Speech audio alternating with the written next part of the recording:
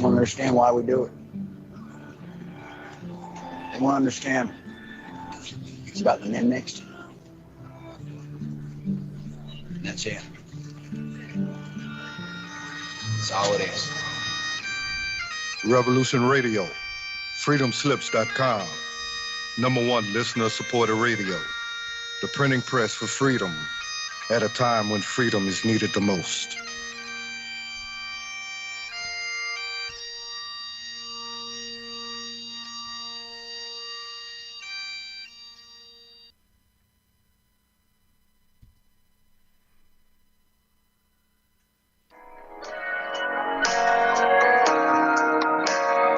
Join me at Revolution Radio, Studio B, at 11 a.m. on Saturday for Free Association,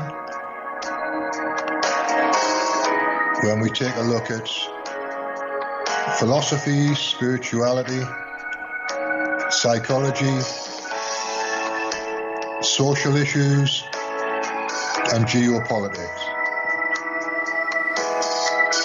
It's every Saturday at 11 a.m. Eastern on Studio B at freedomslips.com.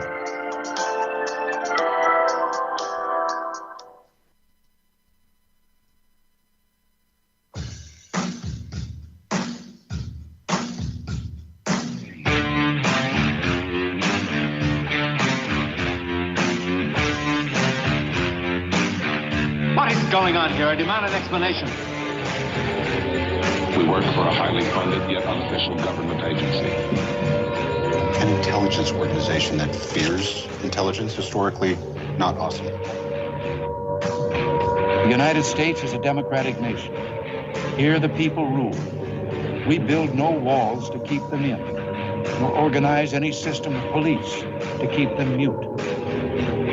Freedom isn't free at all, but it comes with the highest of costs.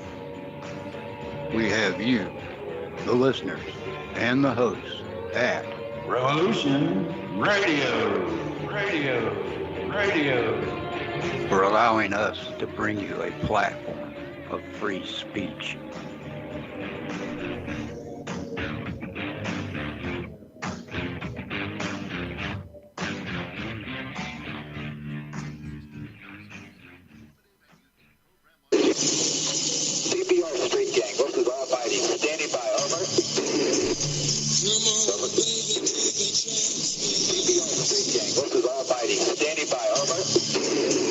Right now, it's 12 o'clock, Americans, another day closer to victory.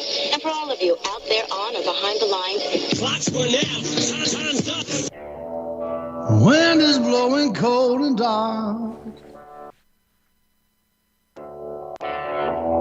On the road and no way out. Broken hearts, the smoking gun. On the run, on the run.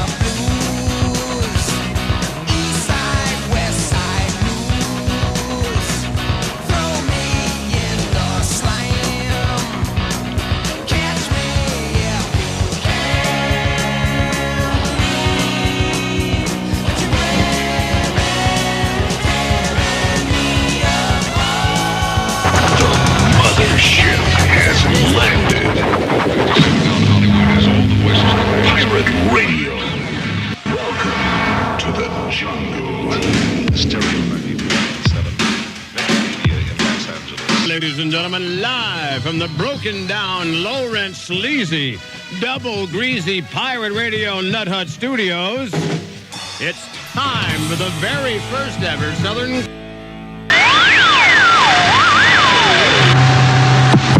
Attention. Attention, please.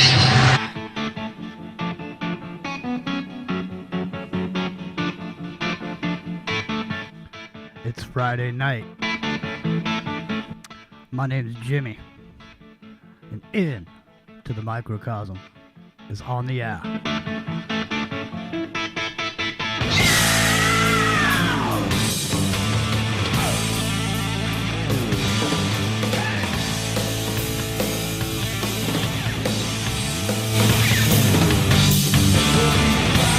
We'll be fighting in the streets with our children at our feet. And the morals that they worship will be gone. And the men who spurred us on sit in judgment of all wrong. They decide and the shotgun sings the song. I tip my hat to the new Constitution, take a bow for the new revolution, smile and grin at the change all around, pick up my guitar and play just like yesterday, then I'll get on my knees and pray.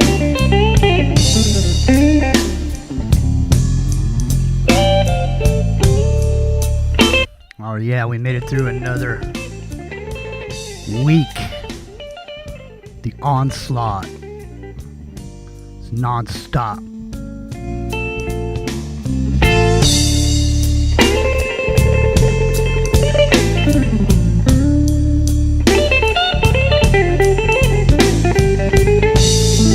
Epic Journeyman is traveling between islands. He may be here in the second half of the show. We got a great show planned for you tonight, ladies and gentlemen. A little later on, we got an intense dude who's here.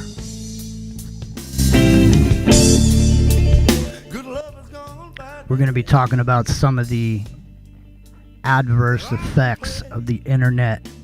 We're going to be talking about some of the ways that you could be disappeared, just like Jimmy Hoffa. Good love is gone by, baby. Girl, I've been played for a fool. Bruce McDonald's here. Rockin' Rio. Are you that? I am here.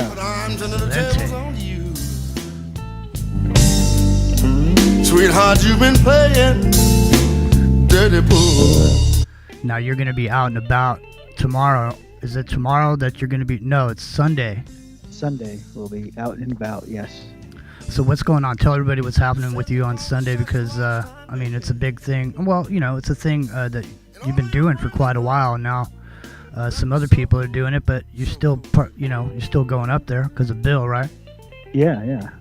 So the guy that I used to work with, who passed away a few years back, quite a few years back now, 07 actually, we started doing a yearly festival in the town.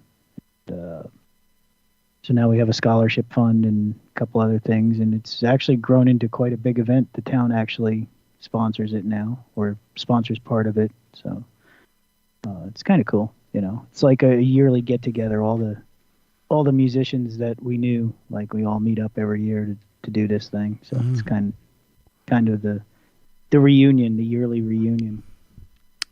Well, that's cool. So how many bands are going to be there? Is this 3 or 4, or how many? Yeah, there's 3 actual bands this year. Mm-hmm. And one of them is going to be the all-star band of about the 5 or 6 guys that actually played with them. All right, well, tell people where they are. I mean, if you're up in New York, somewhere up in the, I don't know where, but because I don't ask, but if you're somewhere upstate and you want to go to this is upstate, right? Yeah, it's in Chester, New York. Chester, New York, ladies and gentlemen. Head up there. Get yourself downtown behind the old Boodles Opera House. What do you got? Some barbecue going on over there? Oh yeah, there'll be some barbecue. Bunch of bikers. their local Rushing Duck Brewery will, I'm sure, be there selling beer. You know. Will it be bikers? Yeah, there'll be bikers. There'll be bikers, blues, barbecue. You know. Nice. Well, I'm sure someone will yell, "Show your tits." That usually gets yelled when there's bikers. I don't know. I don't know. It's going to be mostly dudes on the stage. So. Yeah. Mostly dudes. Dudes. It's a sausage factory, ladies and gentlemen. It's a pirate ship. It's the blues. It's the sausage fest. The way you're feeling. He's here. This feeling. He's there.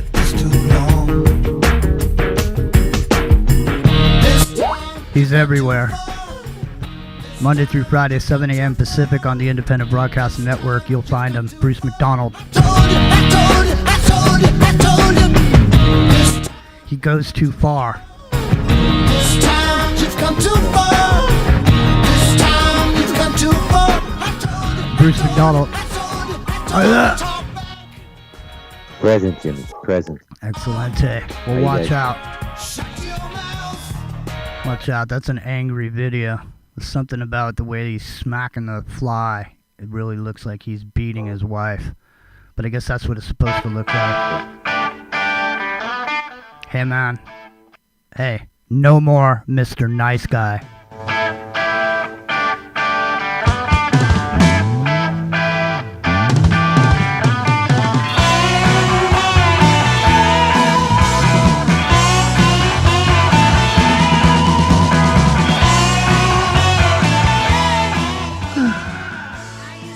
So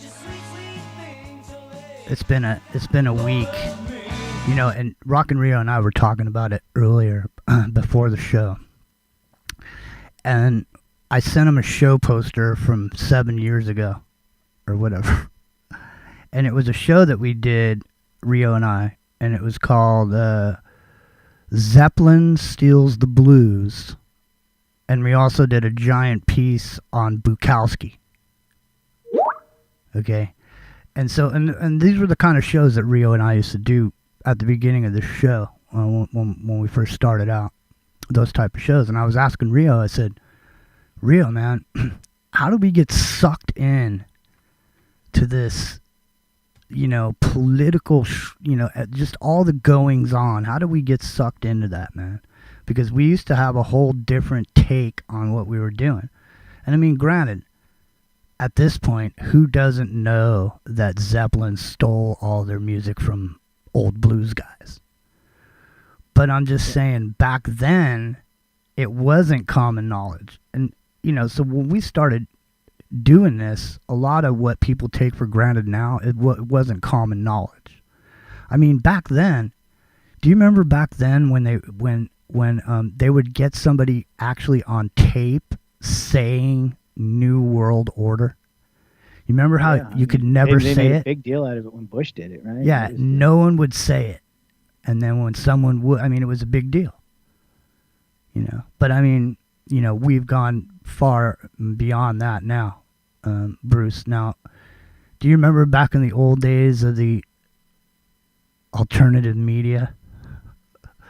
Back in the old days when there was just very few people on the horizon, really. And most of those people that were there are mostly still around, kinda.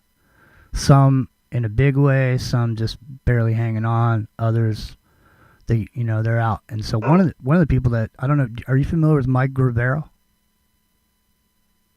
He's one the of the... name does not ring a bell. Yeah, he's one of the old schoolers. When I go back the early days, I'm looking at Real Showcase. There's only a few figures that stay with me. The one that stayed with me the most, actually, is Michael Sarion. Mm-hmm. But he didn't do YouTube or radio so much. He produced his own material and sold it, right? Mm-hmm. But he was dead on. Amazing researcher. Well, a dude by the name of Mike Gravero, he was one of the OGs. So when I'll break you off some old school history of the alternative media. So back in the day on GNC or GCN, it was Alex Jones' show, and then immediately following Alex Jones, it was Jack Blood. And then right after Jack Blood, it was Mike Gravero. And then later on at 7, it was Jeff Brent's program. So this was a strong lineup, okay? But one by one, Alex Jones got rid of each one of these dudes. So first thing he started doing was he started doing overdrive. I'm going into overdrive. And what happened was he was going into overdrive and he was killing Jack Blood's audience because Jack Blood had the 2 o'clock spot or whatever. And so now he was taking away all the people from Jack Blood. And then eventually him and Jack Blood got into it. I mean, I played the video of Jack going through the whole story. We don't need to get into that, but I'm getting to Mike Rivero. So Mike Rivero used to do a show, like I say, he was on after Jack Blood, and he used to do he would talk a lot about financial stuff a lot of times. And so this is before Alex had taken off and gotten really big. So what would happen was Alex would call Mike Rivero during his show. And he'd get on there and he'd start talking, about whatever it was that Mike was talking about. But it was clear, he was making it clear that he was listening to Mike Rivero and he was calling in. Like he couldn't stand it, he had to call in. Like I say, this is when he was still just doing videos where he's making movies and he wasn't, as big as he is now. Well, so here's what happened, man. This is an inside story. And I happen to know because I live in the town where it happened. That's right. All right, so what happened was Mike Rivero, he went on a radio show with this guy by the name of Corey Gold. And Corey Gold did a show on a radio station called KSCO in Santa Cruz. And that's owned by Michael Zwirling. Okay, and it's an independent AM station. Right, so Mike Rivero went on this show with Corey Gold and started getting into all this stuff about Palestine. And it didn't go over too well with the owners of the station or the guy he was on the air with, simply because they disagree with that particular point of view. And it blew up into this whole thing. Literally, they threw this guy off of GCN. Okay? They threw him off.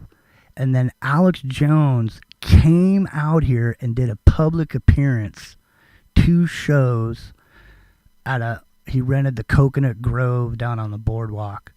And he sold out both shows and donated all the money to KSCO.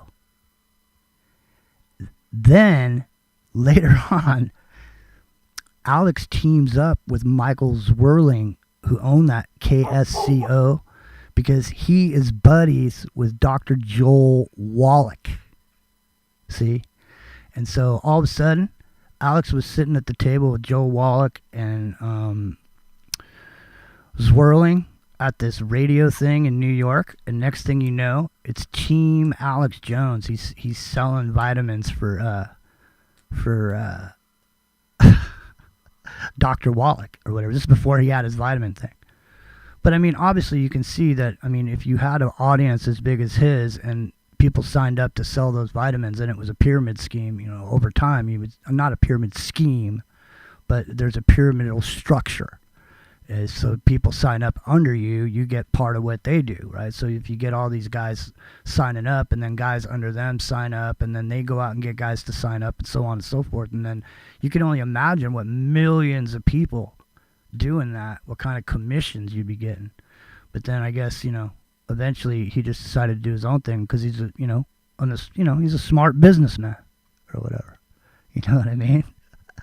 He's a businessman whose time has definitely arrived, and so I mean, anytime you're gonna go over there, and want to take a look, you can go over there at the Alex Jones show. You can find him every day. He's still on the air. Jack Blood's not on the air, and Mike Rivero retired today off RBN.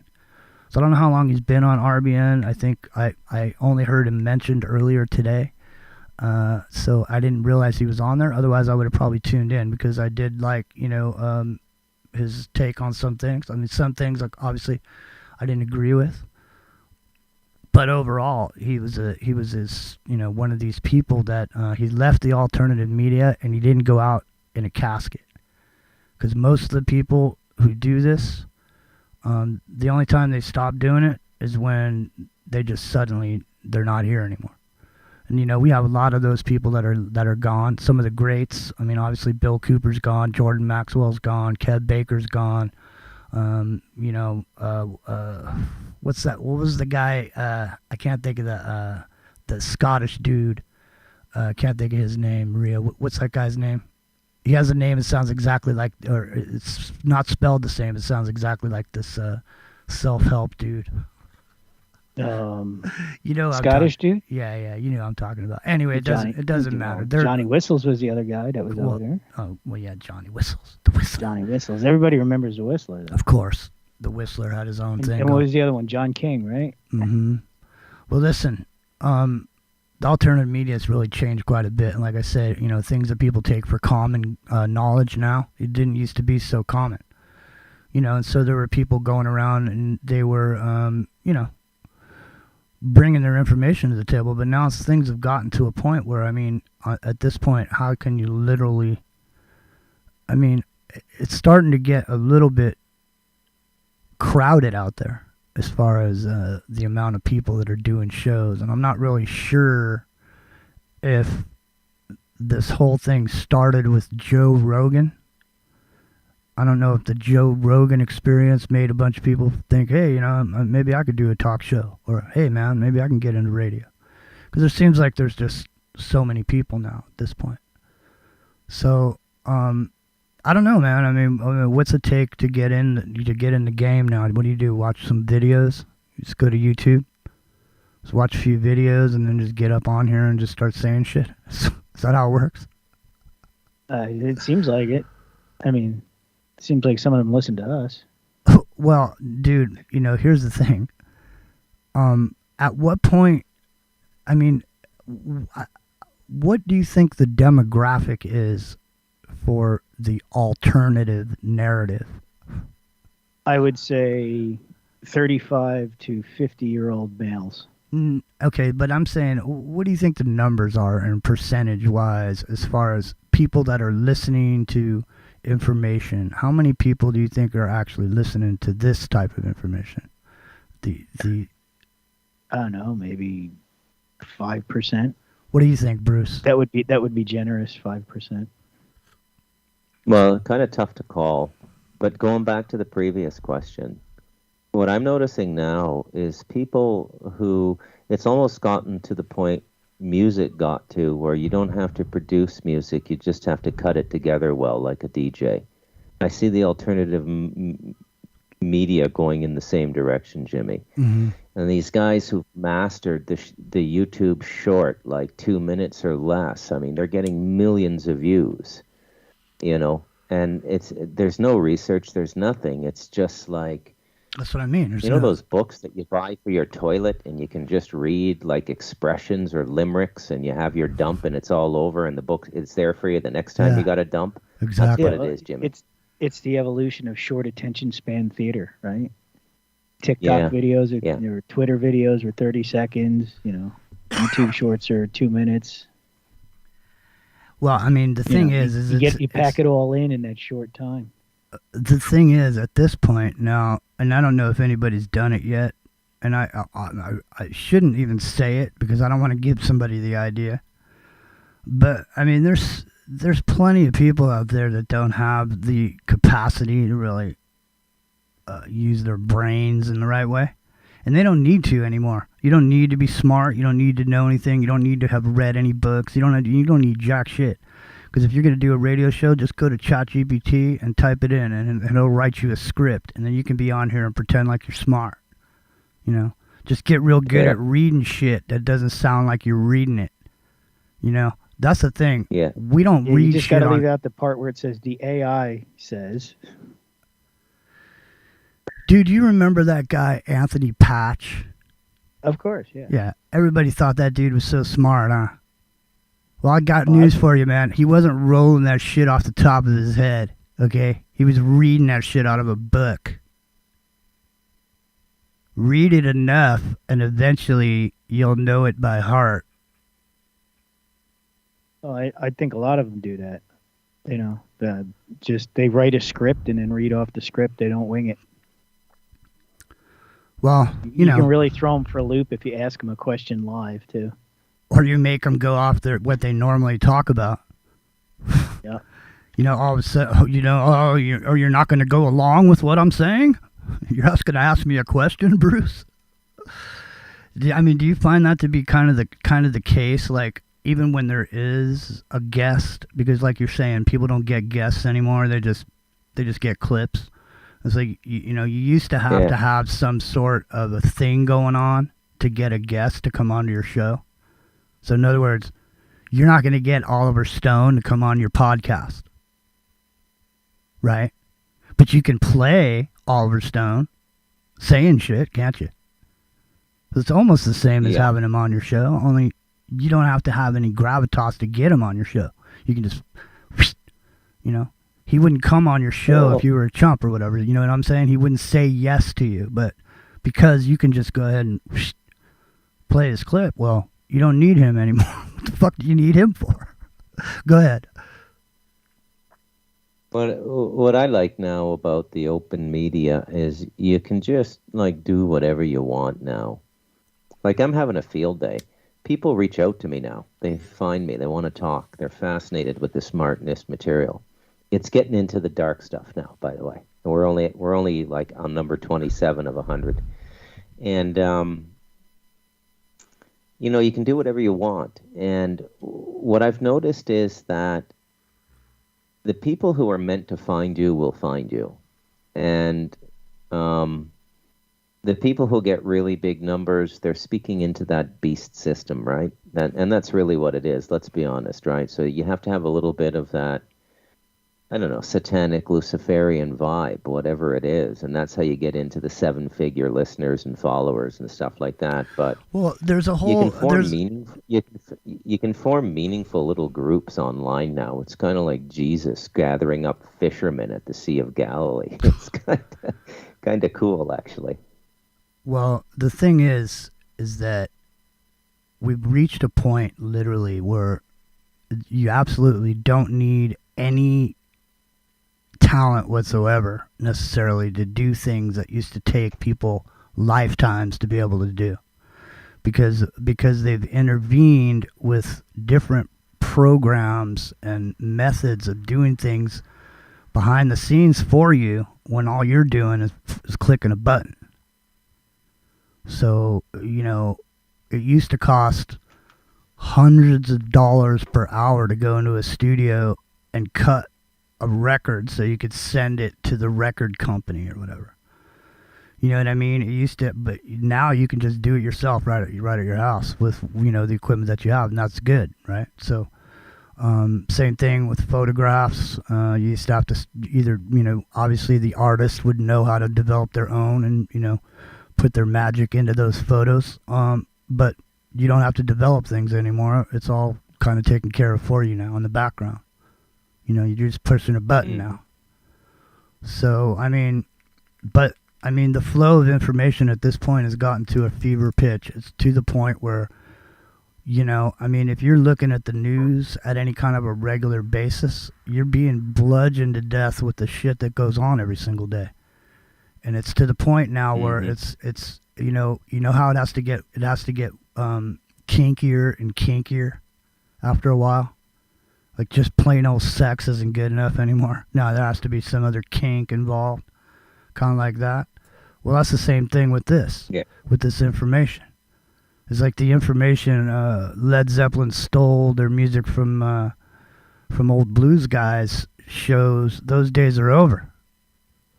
That's irrelevant at this point because of what's going on in the world. And so, it's a difficult time because, like I say, people have become dead to what's going on, to the point where, I've told you guys a story before where I was down in Los Angeles going to feed my friend's dog, and I was in my car and I was driving there, and I come up on this light and there's all these cops.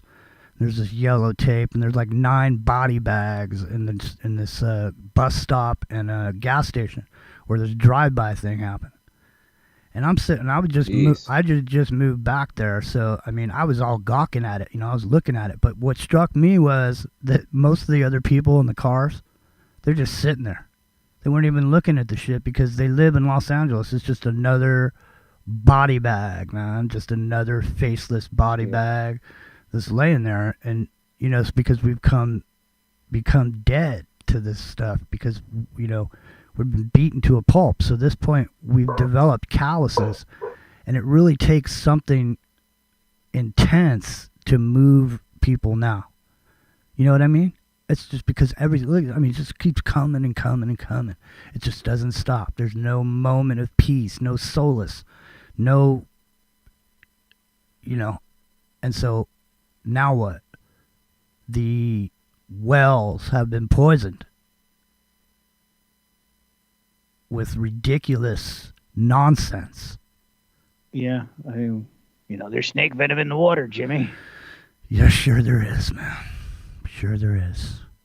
How many end of the world scenarios have we been through, Rio? How many September 23rd or whatever? Elenin, 2012, you know what I mean? All this shit. I remember the Elenin thing, and I remember thinking to myself, there was a moment where the Elenin thing with this mock-up thing that they had that you could see the track of it and how at a certain point it was going to smash into the earth. And I remember that. And I remember thinking to myself at the time, well, man, if this thing's going to smash into the earth, man, then none of this other shit even matters anymore. None of this. I remember even going all the way back. It was 8/8/88. They were gonna, that was gonna be that was the end of the world right there too. 8/8/8. That was the end of the world too. 88. Cheney was trying to start a war in Crimea against Russia. You remember that? 8/8/8. 8/8/8. Oh yeah, that's 8/8/08. Yeah. Yeah, that's crazy, man. I mean, that's just saying. So so at this point, what is it? So there's a mainstream in the alternative media. Yeah, there kind of is. There isn't there is. So there really is no alternative media anymore because you get the narrative and then you get the alter narrative. But either way, you're getting programmed. Period. There's no denying it. Because there's stories that break out over there in Austin, Texas. Those are the talking points for everybody else. You know what I'm saying? So it's a difficult place to be at this point. So I don't know what the future of independent media is, but the alternative media is definitely just an alter narrative. Yeah, it has become that. Yeah, because everything that there's a narrative that goes along with this whole alternative media. And if you step outside that narrative, well, if you don't believe what that filter bubble believes, then you're crazy or whatever. You're going against the grain, or whatever. If you bring anything up, that's uncomfortable for people. You know what I mean? So I mean, is it a point where it's got to be uncomfortable for everybody? Well, it should be slightly uncomfortable for everybody because. That's the only way you think about things. If all you ever hear is what you want to hear or what you think, you get sucked into that too, and you don't think outside the box anymore. You stop thinking altogether, really. Precisely, exactamundo, as Fonzie used to say. And not in the good Buddhist way. No, the other way. Exactly. Exactamundo. So you guys, so the thing is that we've reached this point where they wanted everybody to find their inner child, and it turns out that everybody stayed immature, like little kids running around. Because that's really, that's really what it is, right? So it's like wear certain clothes, get certain reactions. I mean, it's just like a giant high school situation, isn't it? Yeah. It's no different. And don't say anything that might upset someone. Yeah, right? Don't be offensive now. Don't trigger anyone. Hell no. Be politically correct. Be polite. Oh be no, kind. he didn't. Listen, it's to the point where I have to believe when you tell me you're a puppy, you're a fluffy puppy, I have to believe you're a fluffy puppy or there's something wrong with me. Yeah. I was talking to my mom I was talking to my mom before the show, and I was relaying some information about a specific genre of humans that's walking around. And I don't want to, I have to self-censor, you know what I mean? Because it would be too offensive. But they're called furries, Jimmy. No, it's not furries though. These are, listen, you used to pay money, 10 cents to see freaks. Okay? Because they were over there. There was just one of them, you know. There was one of them within 1,000 miles. And if you wanted to see it, you had to step up and pay that 10 cents to get inside and see the freak. Right? Mm-hmm. But somehow, the freak tent's been turned inside out. And so if you're just a if you're just a regular old person, now you're the freak. You know what I mean? People are paying 10 cents to see you if you don't have a tattoo on you. You know what I mean? I mean, listen, seriously, 50 Shades of Grey, everybody's got tattoos. People are no strangers to pain at this point. People, you know, at this point, they're into it. They're into it. Just about everybody's into it at this point. You know what I mean? They want to be hurt. They want to be this. They want to be that. They want to be, you know. You know, Bruce. Hey, there's Billy Ray Valentine over in the chat room. S90, what's going on?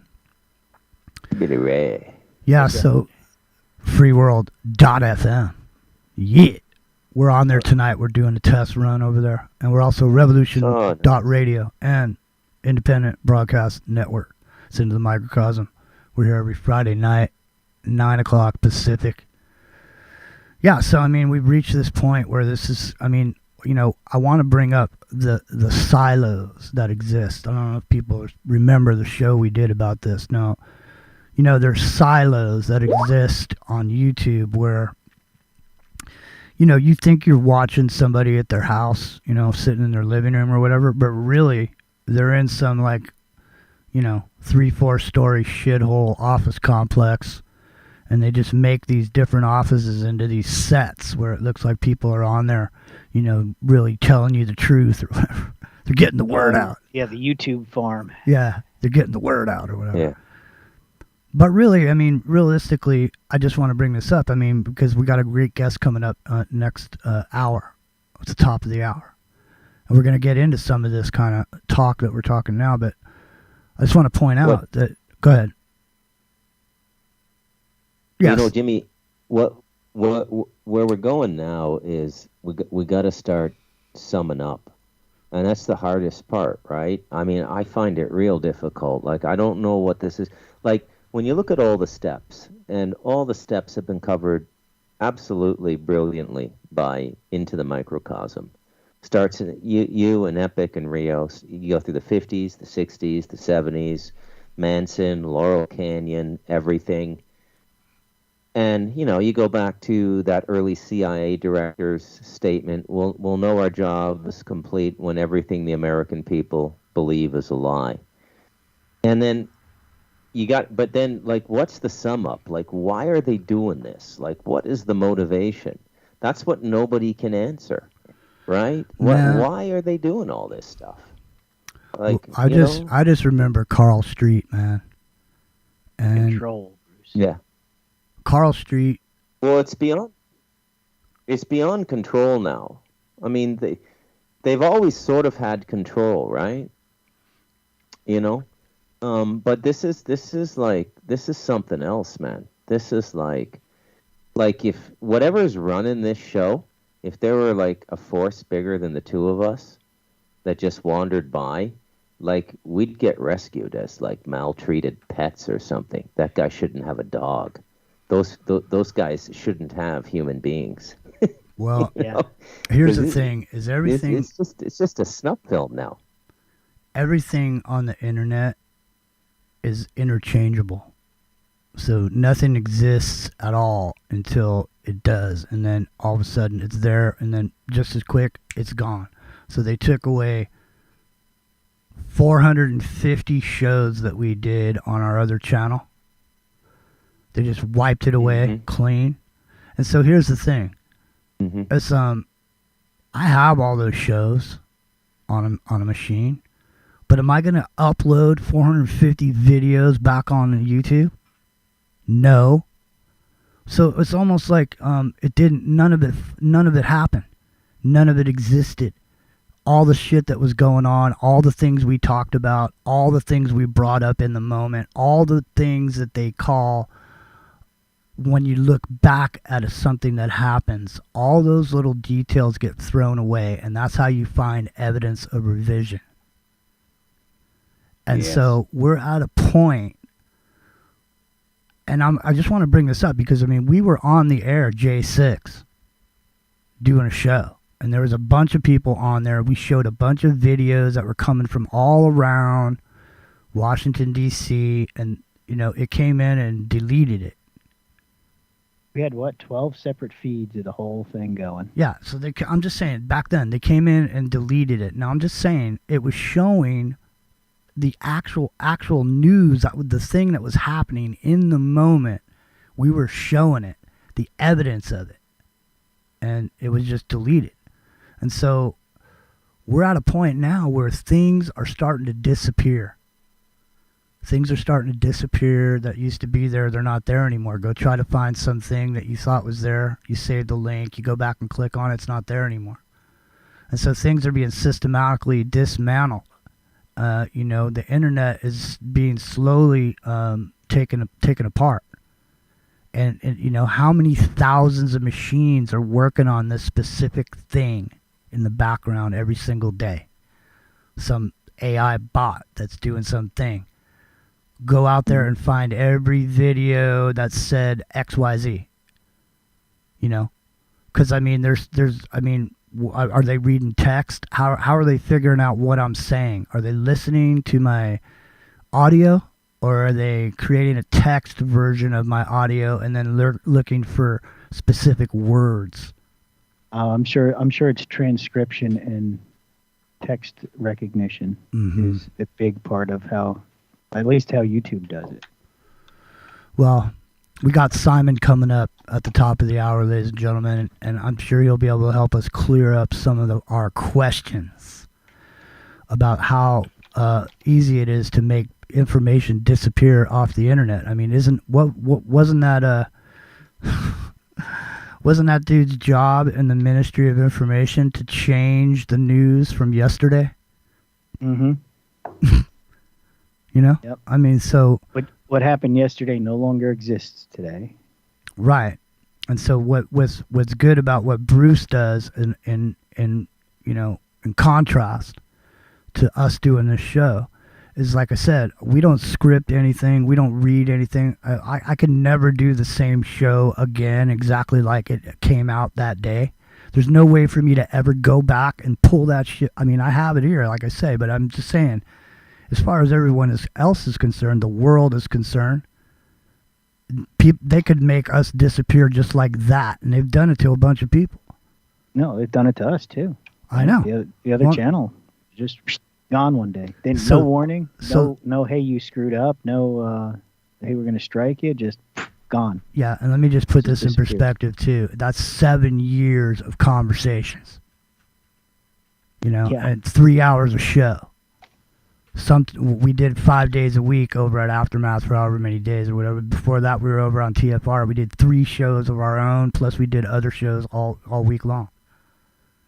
You know what I mean? So, I mean, there's been a lot of talking going on. There's been a lot of information shared with people. There's a lot of experiences that, you know, lots of people took a beating to get the information that they gave to people because they were coming from the heart. You know what I mean? And all that shit just fucking like it's like a conversation at a bar with some dude. You know, you never saw the guy again. You just said something there, Jimmy. You just said something there. I don't even think you even realize what you said. This is about attacking the heart. This is about getting us to overfeel and over-empathize and overextend ourselves and get to the point where our hearts are scarified and we don't feel properly anymore. That is literally the last defense the human race has against whatever this enemy is. You can fill in the blank. I don't argue with people anymore. Lucifer, Satan, extraterrestrials. It's non-physical. You can't see it, but it's there. We all know it's there. Just fill in the blank however you want. It's always been smarter than us, way smarter than us. The only thing it couldn't do in, Jimmy, was the heart. And this is what this attack of this overflow of negative information is about. It's an attack on the human heart. Scarify that. You know what that is? When they go in and burn farmland, right? So when the Germans moved in to try to take Moscow in World War II, which basically won World War II, by the way. It wasn't Normandy. It was the Russians that saved the world. But you know what the Russians did, man? They burned their own farmland and villages as they retreated, so there were no supplies for the Germans. And so that's what you just hit the nail right on the head. So ask a question, you get an answer. That's the way this great cosmic jukebox works, right? Asked at 15. Where's it all leading? There's the answer. I want to say this destroy too. The heart.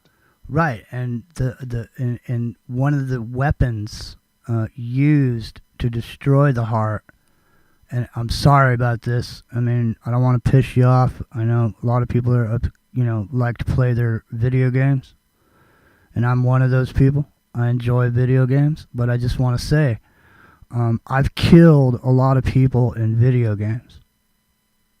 Okay, I've never killed anyone in real life, but I've killed quite a few people in video games.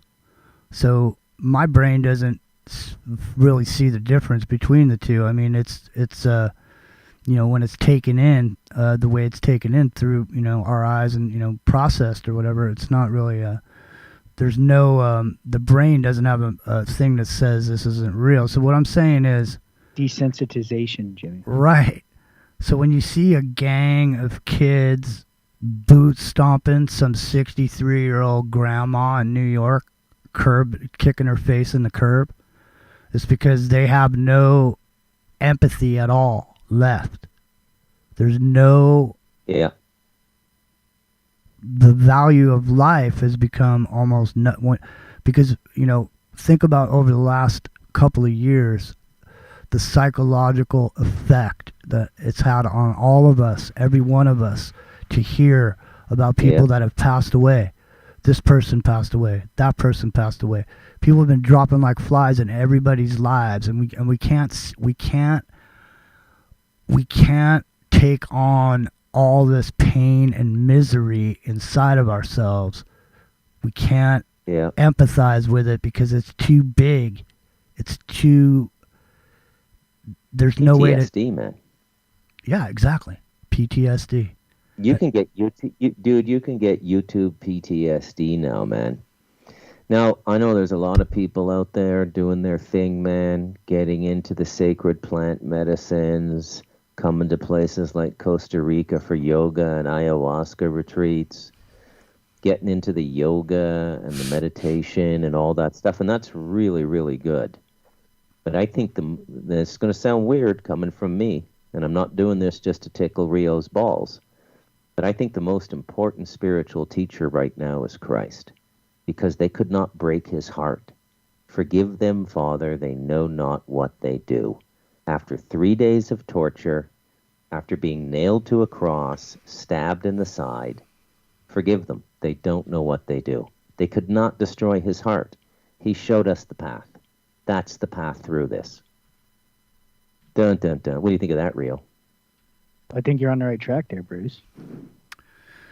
It is. That is the thing. Isn't that your heart has to weigh less than a feather? Well, yeah, that's the Egyptian version. Mm-hmm. Right. So. Well. Yeah. And what are, when you look at the current situation in the world, all these people, right, they're on the left-handed path instead of the right-handed path, right? Narrow is the path that leads to righteousness, and wide is the path that leads to destruction. Yep. Well, I've been where you're going and back again. That's all I can say. And I'm here. Yeah. So, and I've talked about it freely. And I used to talk about it quite a bit. But I don't really talk about magic that much anymore on the air. But we used to do it quite a bit. Except for that Baphomet hand behind you there on the speaker. Is that a Baphomet hand? I thought it was a big white hand with the OK symbol. Oh, that's the 666. Is it? Yeah. That's what they say. That's Baphomet right there, dude. Jesus. Jimmy, you need to crush that in the backyard. Do you think? Yeah, I would. Not a good symbol, man. I think cleansing your environment's really important right now, man. Not that it's going to change too much, because these things can move through electricity. These dark forces, these dark entities. You know what's funny is we're all wired, and they can get me here through my Wi-Fi. They're everywhere now. The reason I got that thing in the first place was because all of a sudden, it had become some symbol. They were saying if you said okay with your fingers like that, it was some weird symbol that you were throwing up a hand sign to somebody else. So I thought it was ridiculous, man. It's ridiculous that they say that that's some white nationalist hand sign. No, you hold it over your left eye and you're looking through the one-eyed god of Satan through the 666. Well, we're gonna look. The one-eyed god is Lucifer. Well, we're gonna look into the eye of Sauron at the top of the hour after the break, because Simon's coming in, and you guys are gonna be surprised. Let me just say, we'll see who's behind the door at the top of the hour. I won't give it away now. It's the ghost in the machine. The ghost. Yeah, if you want, join the Air Force. The ghost in the machine unit. They're running. Did you see where Elon Musk said that we should run a psyop of the year award? Yeah. So, I mean, literally, it's gotten to the point where people are talking about psyops like it's, going to the store and getting a pack of smokes. Yeah, I mean, nobody knew what that term meant 10 years ago. Who doesn't know what MK Ultra is? I mean, at this point, what is there left to share? Why do you need 9 million dudes sharing information? I mean, at this point, how much more information do you need? You know what I'm saying? The research is in, Jack. We're all in deep shit. And it's almost too late at this point. I'd like a little bit more on the blue Morpheus butterfly, Jimmy. Oh, my God. Well, listen, I'm just saying, at this point, what else is there to know? I mean, I don't know. I mean, how much do you have to sit there and hear before you start heading for the door? You know what I'm saying? Well, I mean, if somebody's sitting there telling you, hey, man, this thing is coming, it's going to be here any minute, it's going to be here, and they start telling you all the greasy details about it, it's going to happen any minute, and here he comes, and you can hear him thumping on the floor, and the floorboards are creaking, and the doorknobs are about to open. How long are you going to be sitting there? I'm just saying. Think about it, it's like a hurricane, right? The sky's turning green, the wind's whipping up, the siren's going off, warning you that the tornado is imminent.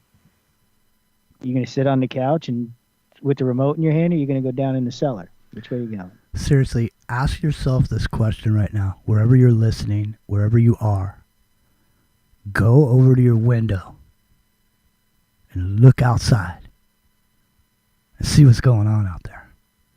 And see if any of this shit is going on. Because most of what's going on is going on right here on the internet. And it's going on your phone, and it's coming in on your TV. But most people aren't living super inner city, Maybe Billy Ray Valentine. Maybe he has to carry a piece when he walks around, but You know what I mean? But lots of people don't live in those super urban environments, and that's where a lot of what you hear about is going on. I mean, I'm not saying it doesn't go on in suburban neighborhoods, but I'm just saying most of the people listening probably look out your window and there's no war in Ukraine going on out there. There's no buckwheats. Buckwheats. There's no what happened to Portland going on. There's no what happened to Seattle. I mean, once they're done shitholifying these places, don't you think the Chinese are just going to come in the West Coast and just start buying shit up if they're not already doing it? I've been saying this for years, right on your show. If I didn't know better, they were clearing out the West Coast. Somebody bought it. Or somebody got it in the debt settlement. Hey, Jimmy, I don't think we should really let the first hour slip by without a nod to Sinead O'Connor. I know. The Irish poet. Man, maybe throw a song in on the break. The break's gonna run, so I will though. There's at the top of the second hour, there's no break, and that's a music break. So I will definitely throw some Sinead in on that. But I had this because you know what she had, Jimmy? Heart. She had heart. She did. Forgive us our trespasses as we forgive those that trespass against us. Although them again we will never, never, never trust.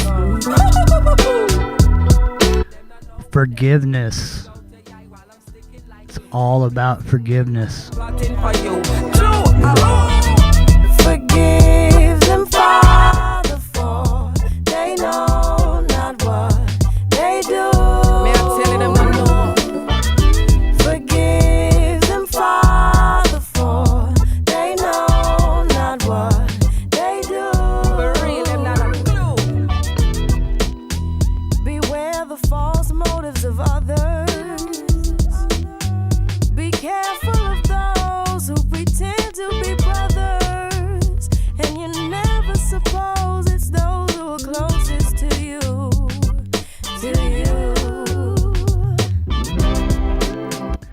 Revolution.radio. Come on down, become a supporter. It's the Independent Broadcast Network. My name's Jimmy. It's Into the Microcosm. We're going to be right back with Who's Behind the Door. Stick around. Down in the name of ambition, they do. Forgive them, Father, for they know not what they do. Forgive them, Father.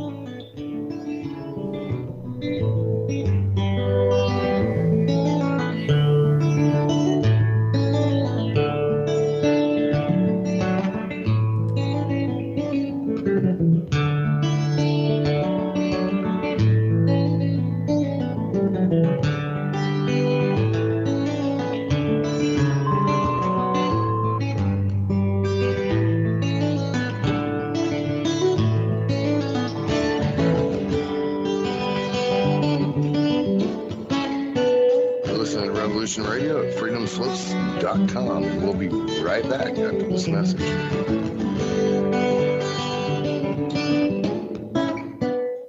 Hey everyone, it's Barbara Jean Lindsay, the Cosmic Oracle. If you have questions about your past lives or future plans, need answers from the cosmos about your love life or career, or just want to keep your finger on the pulse of the planet, check out my show, The Cosmic Oracle, here on Revolution Radio at freedomslips.com.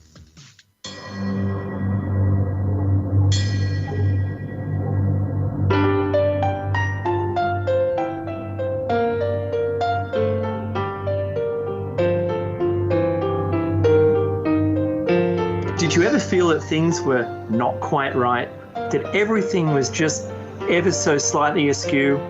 Do you have, to paraphrase Morpheus, a splinter in your mind?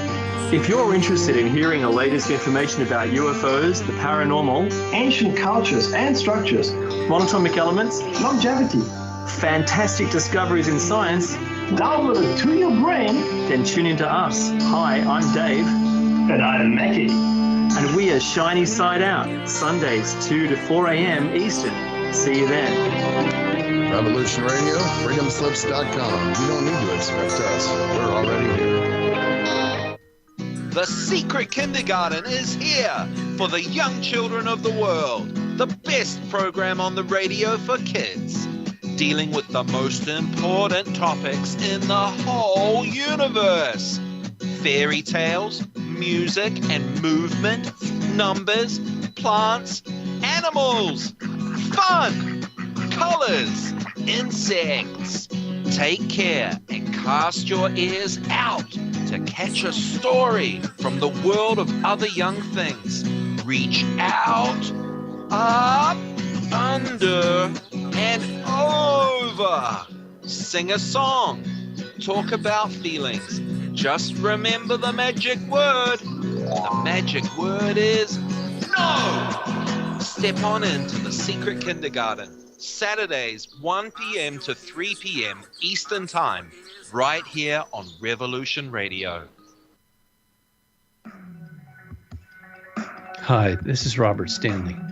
I'm the host of the Unicus Report, where we explore enigmatic events taking place both on and off this world. Please join me Mondays from noon till 2 p.m. Eastern on Revolution Radio, Freedom's Lips.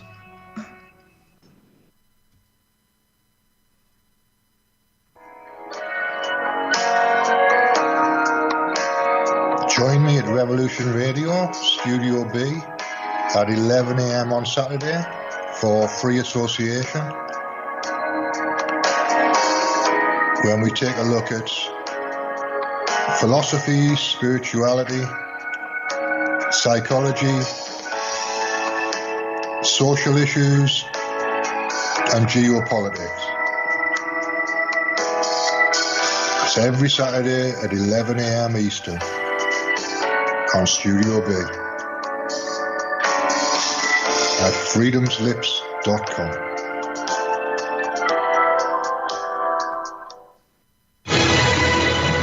I want to thank everybody for listening to Revolution Radio at freedomslips.com, the one place where information never sleeps. Revolution Radio. Did you? All right, let's show them what we got here.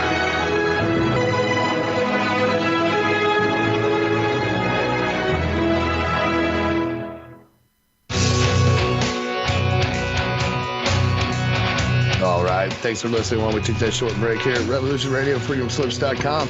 And now we're going to get back to your host.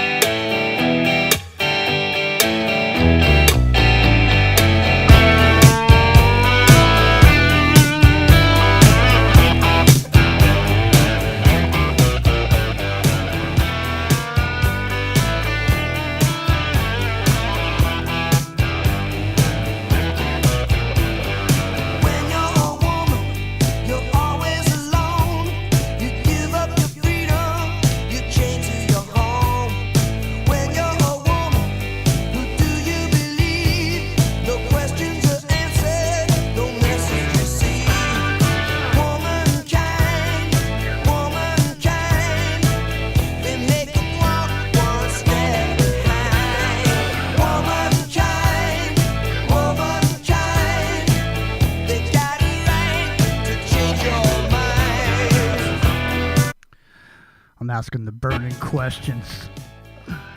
Is this song even acceptable anymore?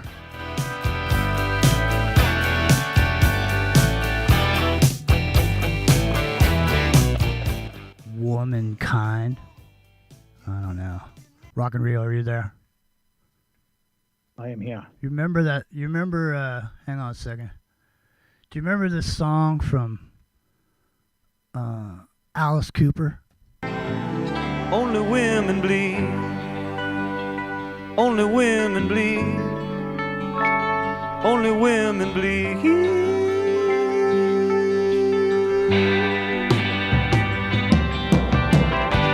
Man makes your hair gray. Do you think you have to take that off the old albums? Right. I mean, that's not politically correct anymore. No. I think it's offensive to some people. I'm not sure. We've been joined by Chris. Chris France Media. Chris, I muted you. Are you there? I'm here, Jimmy. Excellent. Good afternoon, everybody. Good evening, everybody. Good morning, everybody. Excellent. Well, tonight we're in Australia, England, Costa Rica. Wow. Maybe listen. We're off the coast of Africa tonight, and maybe Japan. So we're out there tonight. Sweet. Well, listen. And we've got Simon sitting on the side here. All right. Well, listen. Before you get into that, man, get ready, because I want you to read the intro that you sent me before we introduce the man, the myth, the legend himself. But we just got to ask the question.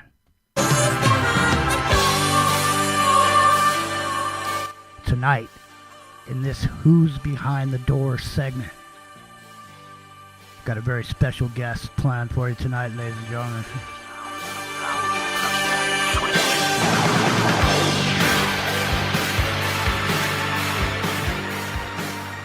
Don't be afraid. Chris, introduce our guest, please. Yeah, everybody, this is a good friend of ours, the WTYL platform. He's also the architect behind Dr. McCarran's websites, and he takes care of all the nuts and bolts of everything. In the days before the internet was a global thing, Simon Phoenix started his venture hanging out with guys named Prof Nandex. We know him as Julian Assange. He was also a member of the Australian hacker underground. Simon calls it the scene. Simon was a former black hatter and now is a legitimate white hat hacker with good intentions for the future of all mankind, utilizing his vast understanding of the adversarial mindset and the hidden workings of the evildoers in this new environment we all live in. He has worked for a major Fortune 100 pharma company, as well as some of the largest Silicon Valley companies, which will go unnamed for now. Mm-hmm. Banking, government, corporate. His work involves computer security and internet systems engineering. Today, Simon is the chief internet web developer in charge of the structure and architecture of the We Talk, You Listen platform, which is the home base for Dr. Kevin McCarran's Jihad Science Show, which shines the truth of actual science onto the darkness of COVID pandemic and the next gen bio warfare, which we all have been subjected to. Yeah, well, be careful. Don't get me struck out.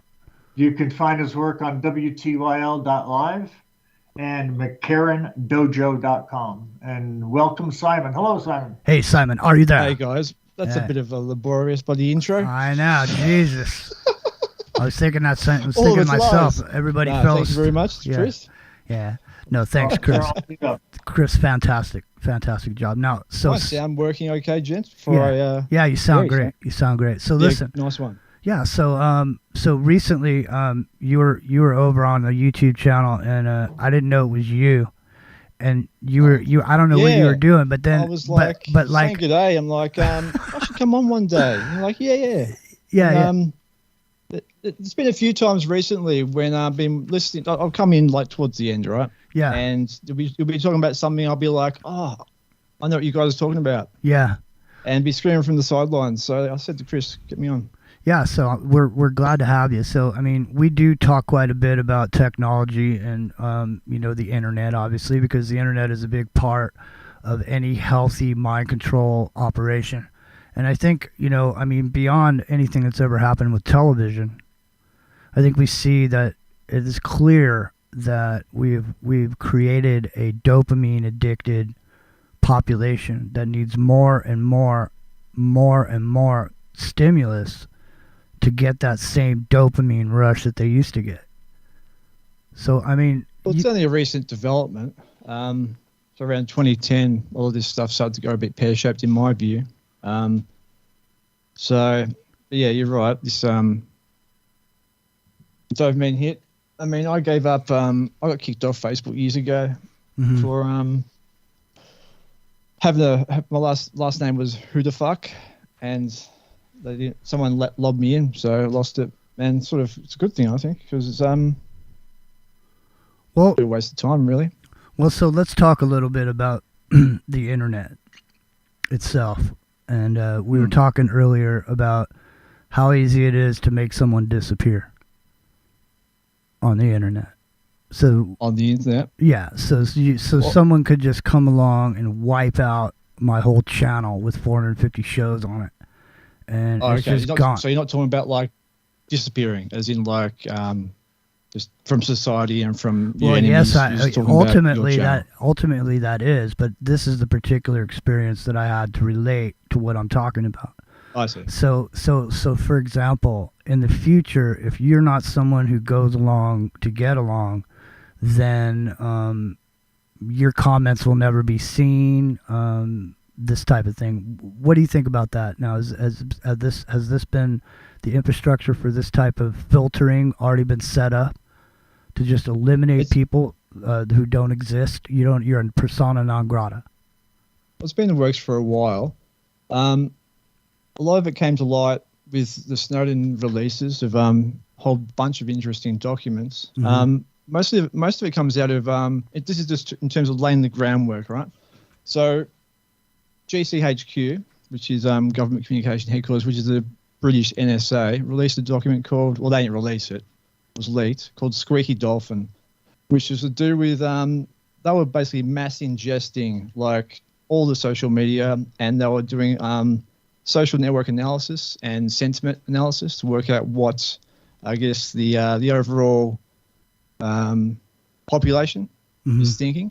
And then they're able to work out where to apply pressure or where to apply emphasis to corral, because they can see how messages are proliferated through a given network, if that makes any sense, and it allows them to sort of work out where the censorship points need to be. Well, let me bring up this particular thing.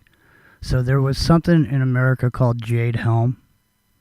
And so as far as propagating information and building a network around a specific group of people, or a filter bubble known as the alternative media, when this Jade Helm operation was going on, everybody was sending emails to each other about the FEMA camps and all this stuff, and Walmart's being changed out and all this stuff.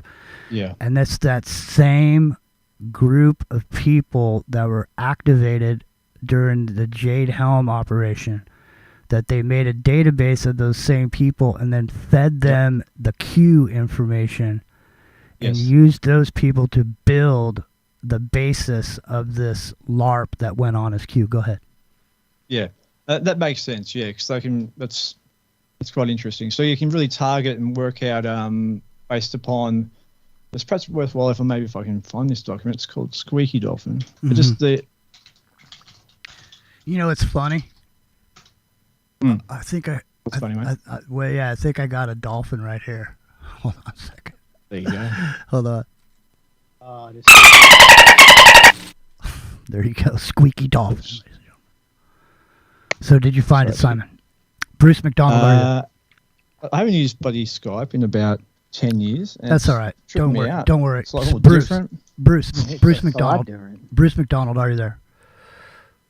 Present, Jimmy. All right, so you've been a technical writer for a long time, and so you've been doing some writing recently, and it was about a product that was doing basically total surveillance on customers, so to apply pressure at a specific moment in time when they're ready to buy, using their whatever means of payment. Yeah, okay. So I mean, this Simon will know this, but. So I write tax credit grant applications for technology companies because they get tax credits for research and development funding that they spend on equipment and labor. An emerging market is geolocating and mind association, spontaneous advertising popping up on your device. So if they know you like caramel lattes from Starbucks and that they know the hours you work, they'll know there's a Starbucks like 150 meters from you on the subway platform. They'll know Subway's not going to be there for another 11 minutes, and they'll just pop an ad right up on your iPhone and say, wouldn't you like a caramel latte right now? Give you a 2-for-1 discount as well. That's interesting. Yeah. So a little bit scary. And it's increasingly hard to disconnect oneself, So recently, haven't looked into it that much, but Google is changing the way they do all their tracking online. So things like cookies and so on won't necessarily be, well, they're going to be using something different.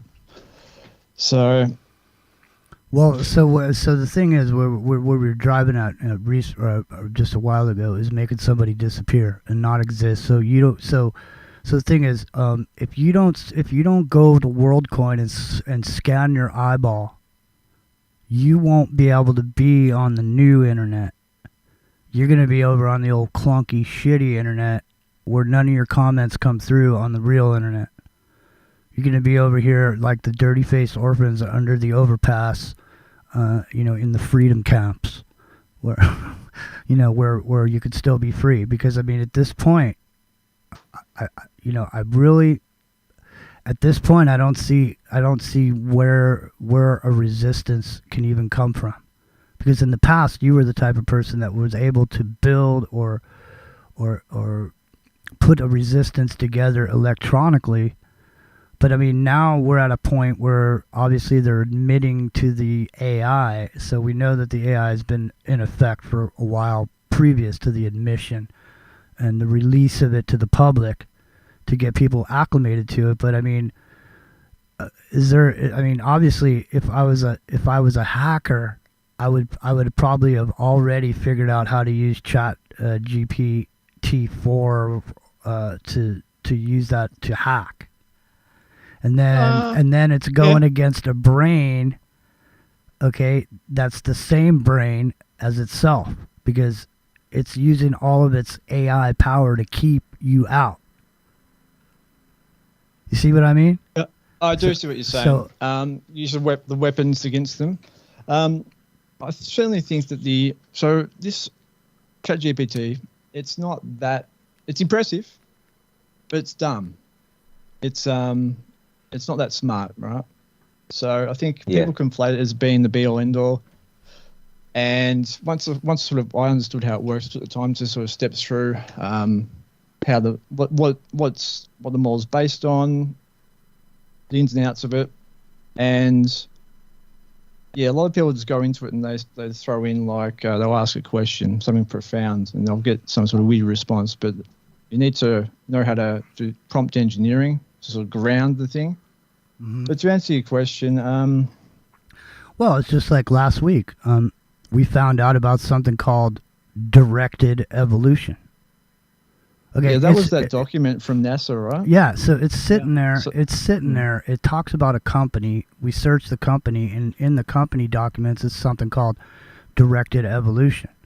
And so, but the point is that if you don't know the term directed evolution, there could be a million reams of information out here right in your public eye. But if you don't have the word to search it, then you'll never find it. It's just like if you type in aerosol disbursement, your search results are going to return a lot different than if you type in chemtrails. Sure.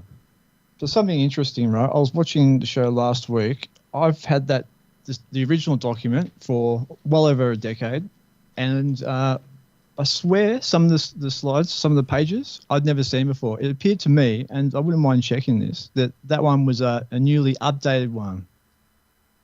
So just throwing it out there. Yeah, that's what we were talking about earlier. I wanted to get into some of that with you also because it's plain to see that the internet is being slowly dismantled at the same time as we're moving forward. A lot of the information is being eliminated now. There's a documentary series you can find on the internet, and it's called Evidence of Revision. And you can go back and basically what it is when an event happens, a bunch of people run around and make comments about what they saw. And what happens is those people's comments are opposite of what the storyline is. So those people's comments get eliminated. So there's only one way to think about something, and that is called evidence of revision. So that back then they were revising history simply by deleting out the people's testimony that they didn't want to have in there. And so that's the same exact thing that's going on right now. The channels being deleted because because people have gone out and they try to be like news reporters where they're talking about things that are going on in the moment, and they're sharing information about what they see, or other people are coming to the table, and there's all this stuff going on. There's all this information that goes against what the common narrative is. And so those things could be just eliminated to the point where, I mean, you don't even see, when we go live on YouTube, it's impossible for people to even know sometimes that we're even live, because, the message doesn't go out or whatever. It's just that simple. It's just that simple to eliminate you out of the internet. Now, what's different about what I was driving at with Bruce is that Bruce writes books. So when Bruce is done with a project, okay, he's got a book sitting on the table there that's printed. You mentioned books, because I was about to say exactly the same thing, but go on. Right, but so everything I'm doing on the internet, all the years that Rio and I have been on the air, all the shows we've done, all the 3 hours of shows that we've done, time after time after time, that shit's just wiped out, just gone, because it's ones and zeros. It doesn't physically exist anywhere. 100%. Yeah, and so how much, I would say most of our reality is built in the same manner, that most of what we see and experience in the world today is ones and zeros. It doesn't physically exist. Go ahead. Yeah, so I got wind of exactly what you're sort of outlining, right? Probably about 10 years ago, about 2011-ish. No, that's over 10 years ago now. Mm-hmm. So I decided to start collecting books, right? PDFs and rare books, things that are very, very interesting, things that you may find that will be hard to find. Well, there's certainly a lot of them hard to find now, deleted and so forth. So I amassed quite a significant collection. I'm talking like all the wacky stuff, all the out there occult books and stuff, which you wouldn't really find normally, say 50 years ago. Because people were like, there'll be someone who was very high in some sort of secret order. They'll perhaps die. They've got no family. They have a deceased estate. They'll sell their stuff to a secondhand bookshop. Then someone would scan it. Yeah. And all of a sudden, you've got this scan of all this interesting shit. So I've amassed quite a lot of stuff, and more than I could ever go through in my lifetime, right? Well, so have you noticed that those books have changed from the actual printed copy that you have in your hand to what's on the internet? Most of the books that I've collected are over 100 years old themselves, so they tend to be scanned books physically, right? And so you can sort of tell it's a bit difficult to sort of go back and retrospectively alter something like that. Did you know Google? Did you know when Google was scanning those books, they were burning them right after that? They were literally burning books over Google over here. They may well have been. I mean, these books can get moldy, mate. They get old. They can fall apart. But it depends, what the state of the book is. Well, most of the information that everyone seeks is only from lip to ear. It's not written down anywhere. Yeah, good point. It's into the microcosm. Simon, so now you had acquaintance with Julian Assange? Yeah, so back in the day, in the 90s, right? So I used to go on these things called bulletin boards, which is before the internet, right? BBSs. Where you dial up. Yeah. And so I found myself coming across these things called this specific category of boards called HPAVC, which stands for hacking, freaking, anarchy, carding, and some other shit. So it was like this quite alluring, forbidden information type of secret, shit going on where you could get pirated software. So I got into that, and it was very very addictive, you could say. I was in my, I was probably about 13 or something. And then I met all these fucking, these really weird people from which lived on the other side of town, actually all over town. And one of them, so there was this meet it's a global meet actually. It's called the 2600 meet. And it goes back to this 2600 magazine, and that goes to this guy called Captain Crunch, who made like this whistle back in the day. Yeah, I remember. Fucking Captain, it's a serial, right? Yeah. And you blew the whistle, and you'd be able to hack a payphone because it would seize control of the because everything's analog and uses audio. Mhm. It basically seizes control of the operator lines, and then you could dial internationally. So it's phone freaking. So yeah, I met him a couple of times. Just he was always a bit weird though, man. He was yeah. What's weird about Mr. Assange is he was in some cult, right?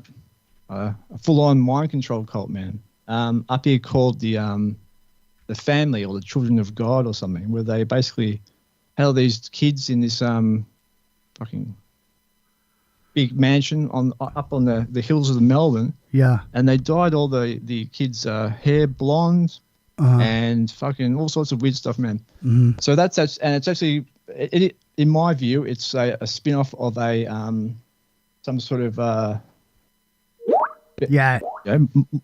MK, whatever you want to call it, type of project out here in Australia. So it's very weird.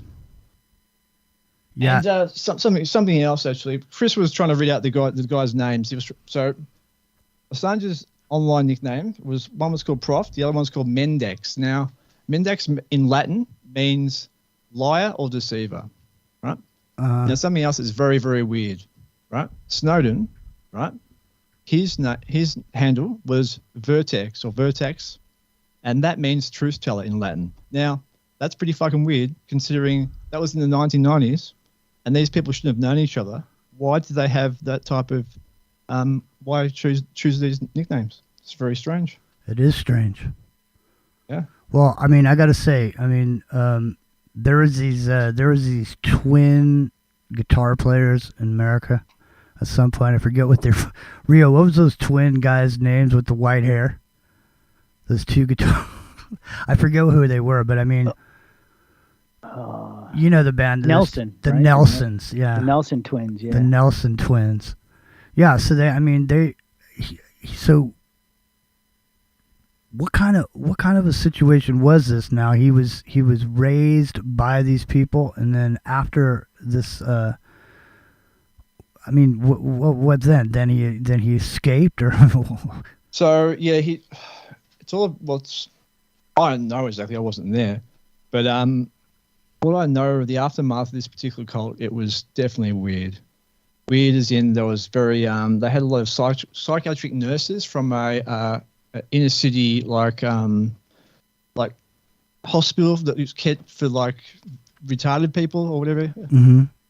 Whatever you want to call them, and doctors and all these like some semi-prominent members of this thing, and it was about, it was a big deal at the time. But yeah, look, I mean, my personal opinion is they did something to his head, and that carried on throughout, right? Well, it's interesting because I've never heard this before, and I can cite some information. It's Yeah. Yes. No, I know like, it's all. You know it. I've heard the story. I know about the cult and everything, and yeah. Well, it's amazing that it hasn't gotten more public attention. Like, well, the reason that it's catching me off guard is because then was he like pre-programmed to do what he did then I think so. When he did it? I mean, it was. Maybe. Go ahead. What do you think?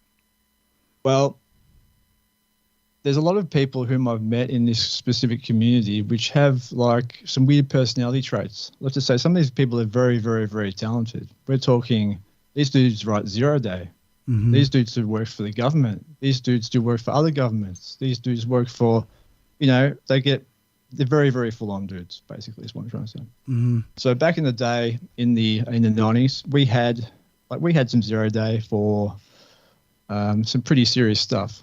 We had so 0 day basically means it's knowledge of a security hole before it's been patched. So it's 0 days like known to the wider world. Mm-hmm. And if it stays 0 day for undisclosed for a prolonged period, it gives you keys to the kingdom, allows you to hack into anything. Yeah. And this stuff is worth a lot of money.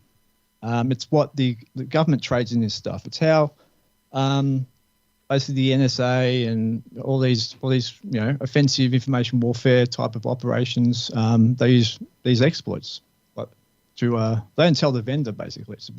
It's pretty dark sort of stuff going on. Mm-hmm.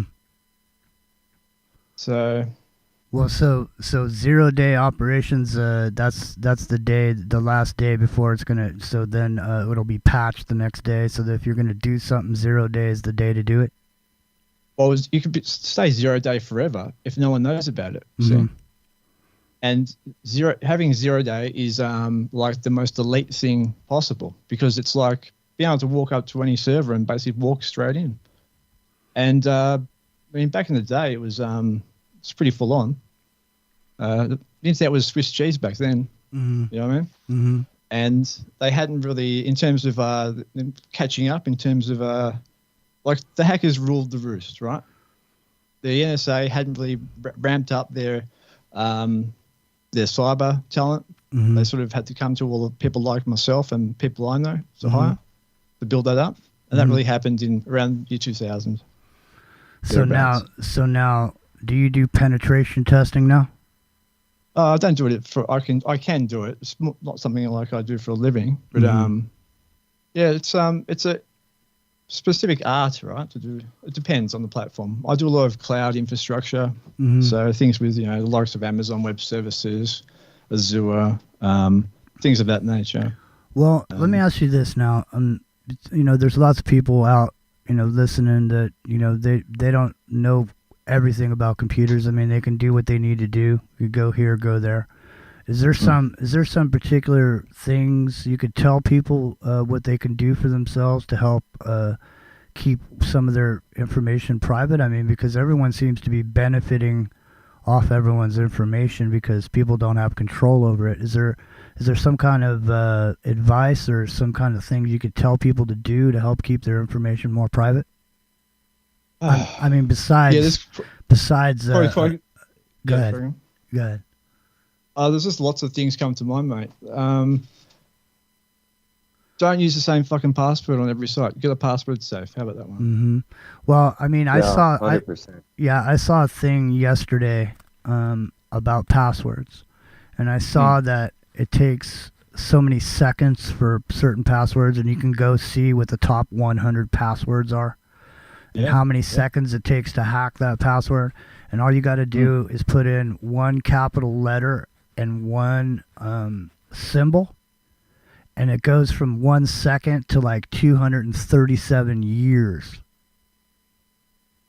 Literally. Yeah, I mean, generally, even if you've got a complex password, right? But if you've memorized that and use the same password everywhere, that's just as useless as well. Because with data leaks, right? So I can go on the dark web and I can pull down dumps. So dumps would be like a database dump or whatever else. And amongst that would be password hashes. Password hashes are encrypted, hashed text passwords, and they can be easily cracked, right? Because you just brute force them. Which means you have the known password of that particular account. And often, 9 times out of 10, you're going to have the email address of this user. And so people often get these details and they'll go around and they'll try and log in with the same username and password. And it works a lot of the time because people use the same password. Don't do it. Well, one of the things you can do also is you can use a phrase like "my dog has fleas" and capitalize the M and make the S a $, and your password's good. You don't have to worry. It is for that one site, but how many passphrases are you going to remember? Because you see what I'm saying? So the best thing to do is to get a thing called a password safe. What a password safe is, it's a little app that will, so you have a master like passphrase, right? And maybe even a hardware token like a YubiKey. So I've got one of those. And what that does, you open up the password safe, and then within there you have like all your passwords, which the passwords are uniquely randomly generated for each site, right? And this thing will populate. When you go to log into something, it will then automatically populate the fields for you to log in. And then when you shut down the computer, the thing's like locked and it can't be, it's heavily encrypted, right? So that's probably the best thing to do in my view. Well, listen, I think all these passwords are messy. How about if I just scan my eyeball? Will you be able to hack my biometric? In other words, listen, Amazon is moving into Whole Foods with palm scanning.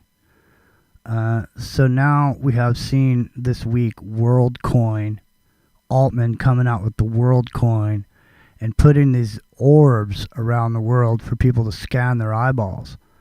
And he's paying people $69 to do it. Okay, so the majority of people are going to scan their eyeball. And so there's going to be a bunch of people standing around who don't want to scan their eyeball, and those are the people that are going to disappear. Because, listen, you put your money in the bank, and everybody knows when your money's in the bank, it's not your money anymore, right? So if the bank decides to sell their money that they're holding in their bank over to these new digital currencies, and tough titty for you, because now your money is digital currency. There's nothing you can do about it. And oh, by the way, all the banks are going to all of a sudden, all at the same time, say, nope, if you don't have the new ID, you can't get your money out. You don't have access to your account anymore. So back to what I was asking you. Can the retina scan be hacked? I don't know that much about retina scan, to be honest.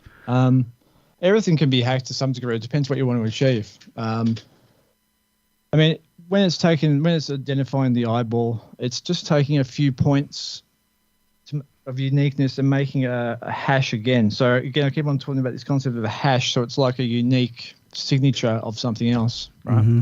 And well, then that's what they're saying. They're hashing your eyeball. Yeah, hashing is just like a cryptographic function. So it's like a strong mathematical like algorithm that then spits out a bunch of, a key basically. And then that's used. So every time you come along and put your eyeball up, it will then compare the stored hash, right? Slash key, which effectively is a password. And then it, based upon the algorithm, what's called like a public key encryption, it will know whether it's correct or not. Now, I'm not explaining it very well. Math wasn't my. I used to play a Tom Clancy video game, and there was a particular part where I had to get inside this lab, and the only way to get in there was to scan it. So I used to come up behind this dude and knock his ass out and put his hand up on the scanner. You think people are going to be pulling people's eyeballs out? I mean, you know what I'm saying? Because we did a story about 3 weeks ago in China. You have to facially recognize to get your money out of the bank. And there was a video of this young couple pushing this grandpa up to the window at the bank. He was in a wheelchair with like an oxygen tank and a IV bag, and they're shoving his face. Yeah. Come on, Gramp. Yeah, they're shoving his face in there, but no, I mean seriously, if the system decides to go a certain way and you're holding dollars, it's not going to matter. No, because what they're going to do, right? They're going to shut the bank. The banks are going to close down, like over like a weekend. All right, and then might be closed on a Monday. What they're going to do is to say, all right, come Tuesday, the US dollar is now going to be they're going to basically transition in wholesale the entire fucking lot. And they're going to be 1-to-1 convertible, right? And blah, blah, blah. So from then onwards, that's more or less what I've come across. This bloke, some former Swiss banker and another like a bonds trader, which were talking about this scenario and how they would do it, right? So, it's going to be just all in one hit. It's not going to be concurrent. No, well, I mean, the thing is we were talking about earlier how people have just gotten to this point where it's just a moment before people come unglued. Because people in America right now are having a hard time making ends meet. And I'll tell you right now, I've never in my entire life seen so many classic cars and beautiful stuff for sale. So cheap. And we've been saying for a long time on this show that it's musical chairs. And you better make sure when the music stops, you got yourself a seat. And I'm starting to think the music has already stopped.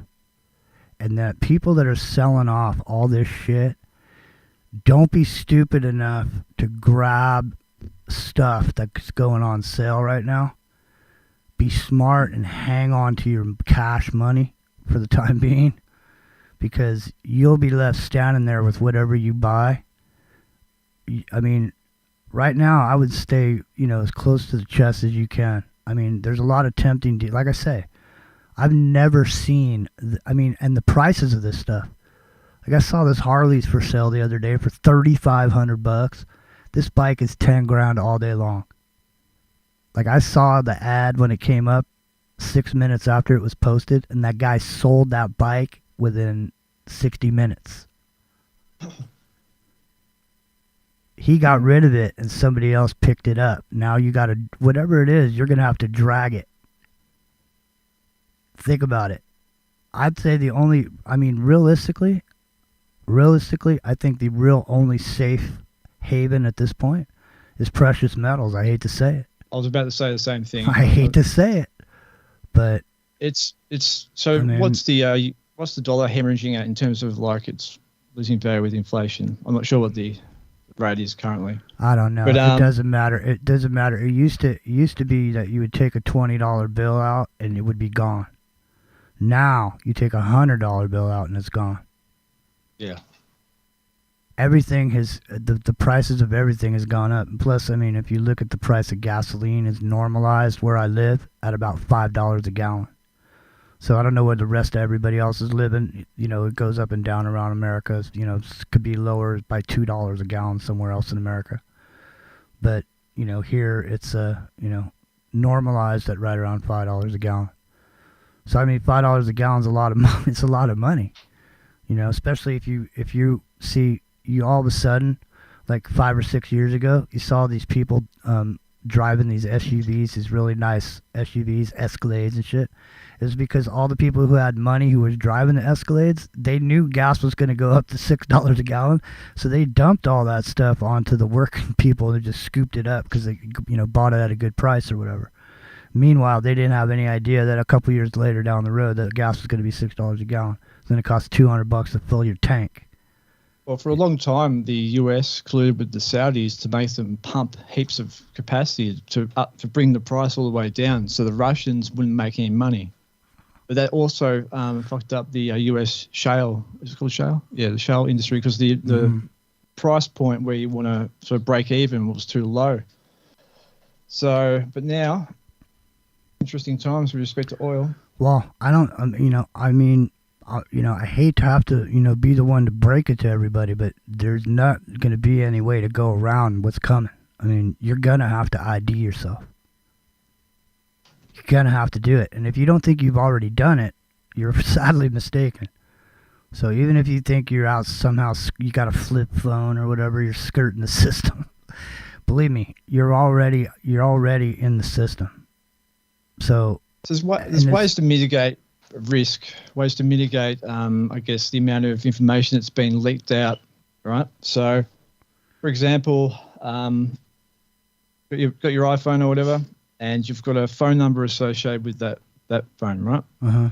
You can instead of using that number to give out to everybody, because that's going to be tying like your cell tower location data from your telco, and all sorts of other things. So if you were to use, say, a VoIP number, so basically internet calling, that can then relay forward to the phone and decouple them, that's one easy win, right? Because you find that these data brokers, right, they go to the big telcos and they buy all the data, right? Well, let me ask. That can be used to Do I have to be somebody special to buy your data? Can anybody who just wants to buy data just buy it? Can I just say, hey, everybody who's such and such an age and such an area, I want to have all this kind of data coming from them. So it doesn't matter who you are. You don't have to be a government to do it. You can just be any Joe Blow who's got something to say. You can pretend like it's marketing or whatever. In other words, anything that falls. That's what it comes down to, marketing, right? So you just want to, if you want to do it and just for shit and giggles, you could roll up and make up some fake business cards, wear a bloody bow tie. Yeah, I'm a. No, you just want to be in that sort of club, I guess. present yourself as an actual firm that's dealing in this sort of stuff. Yeah, well, I mean, you can't just roll up some cash and buy it. We've said it before. If there exists a technology to electronically harass someone in voice of God, through the wall, this type of thing, if that exists, then it's being used, right? It's being used, and if the individuals can be targeted in such a way, then there's no license for that type of equipment or that type of operation. So just about anybody who had the equipment could offer those same services to anybody. For example, say some guy was a good card player. He was coming to your casino, and every time he came there, he won a lot of money. You told him not to come there anymore, but he kept coming there and he kept winning money. What if you wanted to harass that guy? You wouldn't have to be a government to beam signal into somebody's head. You could just be a guy who has money that wants to do it to somebody. You know what I mean? It's just like a service. You know, hey man, I need to exactly. harass. And it's like you find a lot of these what would normally be services only or capabilities only available to intelligence agencies, and they're being sold to to whoever wants to buy it. Case in point would be the Israeli cyber security firm. What are they called? They do like name escapes me, but basically they were all caught up with the Saudi prince, the bone saw incident. Mm-hmm. And they're at the Turkish embassy with that Khashoggi. Mm-hmm. And then, so what happened is basically during that incident, all their assassins' iPhones were compromised by either US or Turkish security. Mm-hmm. And so as a result, MBS bought like a specific 0-day exploit from this firm that does the Pegasus malware release, and he hacked the guy who owns Amazon, Jeff Bezos, and then leaked all of his personal information. It's a bit weird, but he would have paid about $500,000 to do that. Mm-hmm. Not sure why he did it. I know Khashoggi used to work for the Washington Post, right, which is owned by Jeff Bezos. That's the whole thing. If Epic Journeyman was here right now, he'd be going off on this Khashoggi thing. Because it's actually a big deal. What happened there? It is, yeah. It was a big deal, man. His uncle was a big deal, right? Yeah, they're all like weapons dealers, right? Mm-hmm. It's interesting. His yacht. So he had like the honeypot entrapment yacht back in the day. Yeah, that ended up being sold to either Trump. Trump, and then also Maxwell, the old man, Epstein. Yeah, so what's his name? The guy who owned the magazine, the newspaper magnate, Ghislaine Maxwell's old man. Rupert Murdoch? No. It's Maxwell. So UK guy. Anyway, he was Mossad and so forth. Well, listen, at this point, let me just say this. We're coming up, we have 10 minutes before the break. So listen, first of all, Bruce, can we open up the phones after the top of the hour? People got questions. Simon might have answers. Yeah, man. But, so... 864-810-1039. Give us a call after the top of the hour. Hang on a second. So here's what I wanted to bring up. Most people that are walking around with iPhones or Samsungs, the expensive kind, is because they got a deal from their carrier. So these people were not rolling out and putting down, $1,200 for a phone. And here's the reason I'm bringing it up, because if you roll up and put $1,200 down and buy yourself a phone, you own the phone. It's your phone. Anything that's on it, you get to say what's on it because you own it. But when you buy a phone from the phone carrier that you get for $13 a month or whatever, you don't own that phone. And because you don't own it, that means they can put stuff on it.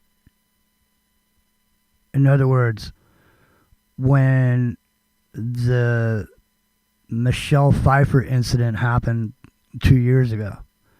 Everybody got an app on their phone that was telling everything about them, and it just showed up on there. So Michelle Pfeiffer? Yeah, we can't go into it. we'll That's right. we'll have to tell you. We'll have to tell you. It's a euphemism. Yeah, I know. We can't. Yeah, for what we can't say. So it's all good. The last show I did with the doc, I got a strike, so I got to be careful. Yeah. Fair enough. Yeah, and they deleted the video too on top of it. Just like I was saying earlier, it's like the conversation never happened. You know, we're never going to say it. Yeah, it's not there. But it is over on your guys' platform, isn't it? Yeah. Look, you got to just on that. You got to set up your streaming to go there live. I can help you out with this stuff a bit later on offline. Well, right? Sounds good. So listen, Is there anything anyone can do at this point? I mean, realistically, how people think somehow. If people want to be secure, they need to take an active interest in their own security. They need to actually go out and do some research. Now, nothing's like, there's no quick fix with any of this, right? But information is power at the end of the day. Well, see, the thing is at some point, it's going to become necessary for you to just toe the line and get that new ID. And the thing is there's a whole group of people that think that they're not going to do that, or they don't want to do that, but there's a shitload of other people, and it's going to end up being the majority of people are going to do it. And so if you don't do it, then you're not part of the program or whatever. So it's going to be hard to exist outside the system. Now I hear people saying, well, you know, hey, maybe we can just do our own thing, you know, trade with each other, and you know, this and that and the other thing. And I mean, it sounds good and everything. I just don't. I mean, people are so at this point locked away in their own worlds, in their own narcissistic worlds, that they to go talk to your neighbor to find out how you could trade in the event that there's something that goes on. I just don't. I don't see people. I see people separated in every way possible. I heard somebody mentioning it earlier about the division of people. You know, there was this divide and conquer. Yeah, but now there's even micro groups. There's even more division. You know, there's this division within division. There's subdivisions, just like Rush said so many years ago. Anyways, it's in the microcosm. It's revolution.radio. It's independent broadcast network. It's freeworld.fm. And we're here every Friday night, 9 o'clock Pacific. Come on down, become a supporter. Revolution Radio 2, Studio A, Studio B, 7 days a week, 48 hours a day. Come on down. Keep free speech flowing. So, for, at least a while longer. I don't know. I mean, honestly, realistically, the only real way to stop the onslaught is to just turn it all off.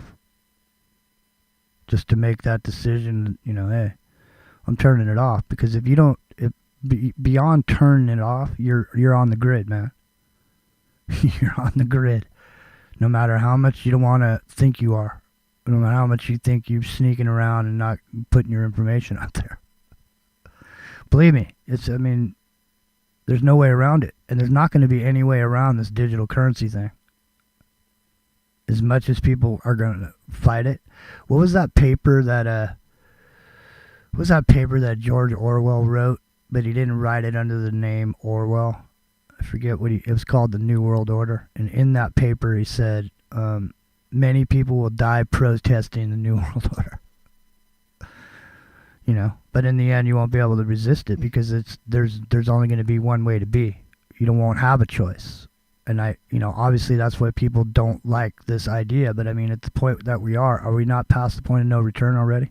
I mean, how are we not going to be able, how are we going to exist outside of this CBDC world? I think information's power, right? So to understand their plan is probably the best way to, of having any hope of thwarting it, right? Well, I don't know. I remember There's a guy that used to come on, Alex Jones, and he did financial stuff. And I'm drawing a blank on his name right now. But I remember him telling Alex on the air one time, saying that never to say that it was going to end, that it was just going to keep going. But it's not going to keep going the way that it was.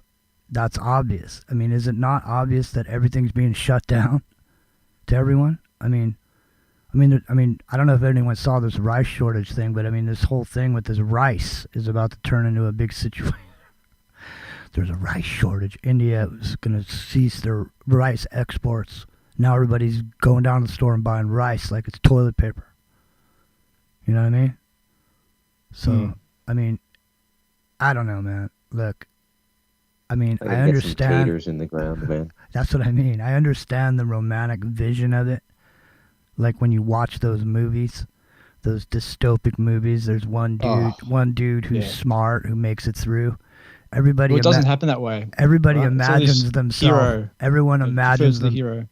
Everyone imagines themselves as that guy, but people don't really realize what goes on. I mean, I don't think people even can grapple with what's going on in Ukraine. How many people have been killed and maimed in this period of time, and all it was to you was a story. But there's people that are being killed and maimed and blown up and displaced and fucked up all over the world, And so, I mean, it's hard to come to terms with all that. It really is. I mean, and it's like I say, I wouldn't know anything about the war in Ukraine if I didn't see it on the news or I didn't hear about it somewhere. And the only way, like I'm saying, the only way to avoid it is to turn it off, right? How else can you avoid it? Because as people, like Bruce was saying earlier, the heart is the issue. So anyone who's got a heart's got to feel bad about what's going on, man. Is it just like a big IV right in everyone's arm that's sucking our lifeblood out? The vampire sucks blood, but it's your lifeblood, your energy. It's a big vampire sucking all the people's pain and suffering that comes out because they can't, listening to all this stuff going on all the time. Because I don't hear anything good going on. I mean, do you think, is this the moment where the Antichrist just rises up, starts saying some really good stuff, starts bringing peace, all of a sudden everybody's going to fall to their knees and we'll start worshiping? I would say. Quite possibly. Rise up. He's looking at condos in Miami, Jim. I know. And you know what? They're cheap right now because you can't get home insurance in Florida anymore. And people are moving out of there like it's white on rice, man. Seriously. It's fine here in Australia. Well, let me ask you this, Australia. Have you checked out the UVC rating on the sun that's coming down? I mean, because UVC? Yeah, UVC. Because it's pretty cold here, I can tell you that. Yeah. But no, I haven't, Jimmy. So it's wintertime where you are then? Correct, yeah. So it's not so boiling? I'm down south, so I'm close to the South Pole, mate. And it's nice. been pretty cold. Well, you're not boiling because they're calling it the boiling Earth. All right, listen. It's the 57 mark, so that means it's time to take a break. It's Revolution Radio, freedomslips.com, Independent Broadcast Network, YouTube, TalkStream Live. Anywhere you can find it, we exist. Only as long as they allow us to exist at this point. Because realistically, I mean, you can just be just deleted. When I think Rio, I think Bruce, didn't you say, Bruce, that 80,000 words is a typical book? And you were saying that what was it, 3 times 5 is 15 hours of dialogue is 80,000 words. I think that's what you said, if I remember correctly. Is that correct? Yeah, well, I mean, if you were to just get like a normal book, like, so for example, to give you a mental image, like I'll choose a book everybody's probably read, like Catcher in the Rye. That's bigger than a novella, which is usually 40,000 words, but it's not a long novel. It's about 62 or 67,000 words. Mm-hmm. Most books will come in at about 250 pages when they're typeset. And that's about 80,000 words. Now, I mean, you get into Dostoevsky and stuff, you're getting up to like 120,000 words, like Charles Dickens and stuff like that.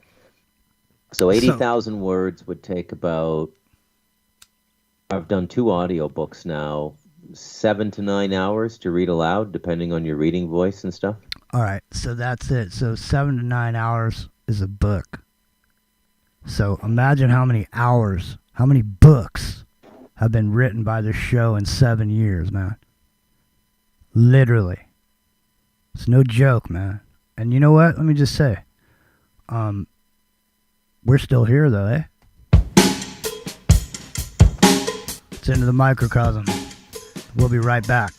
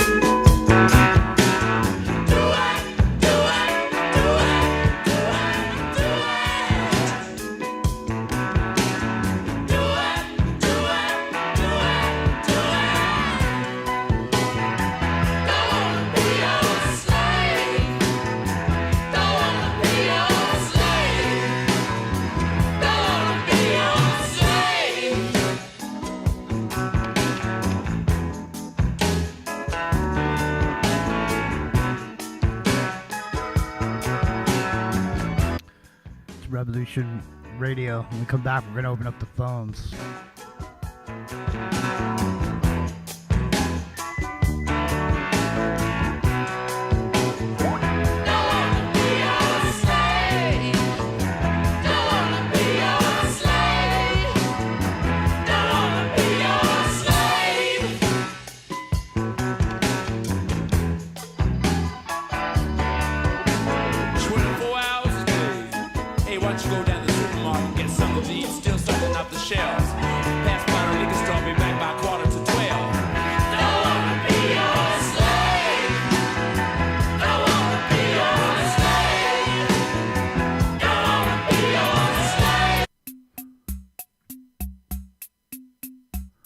What's up, TalkStream Live?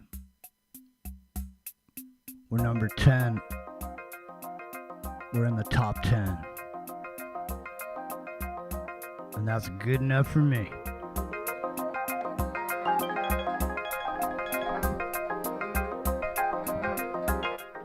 It's in the microcosm. freeworld.fm, the independent broadcast network. And of course, Revolution.radio.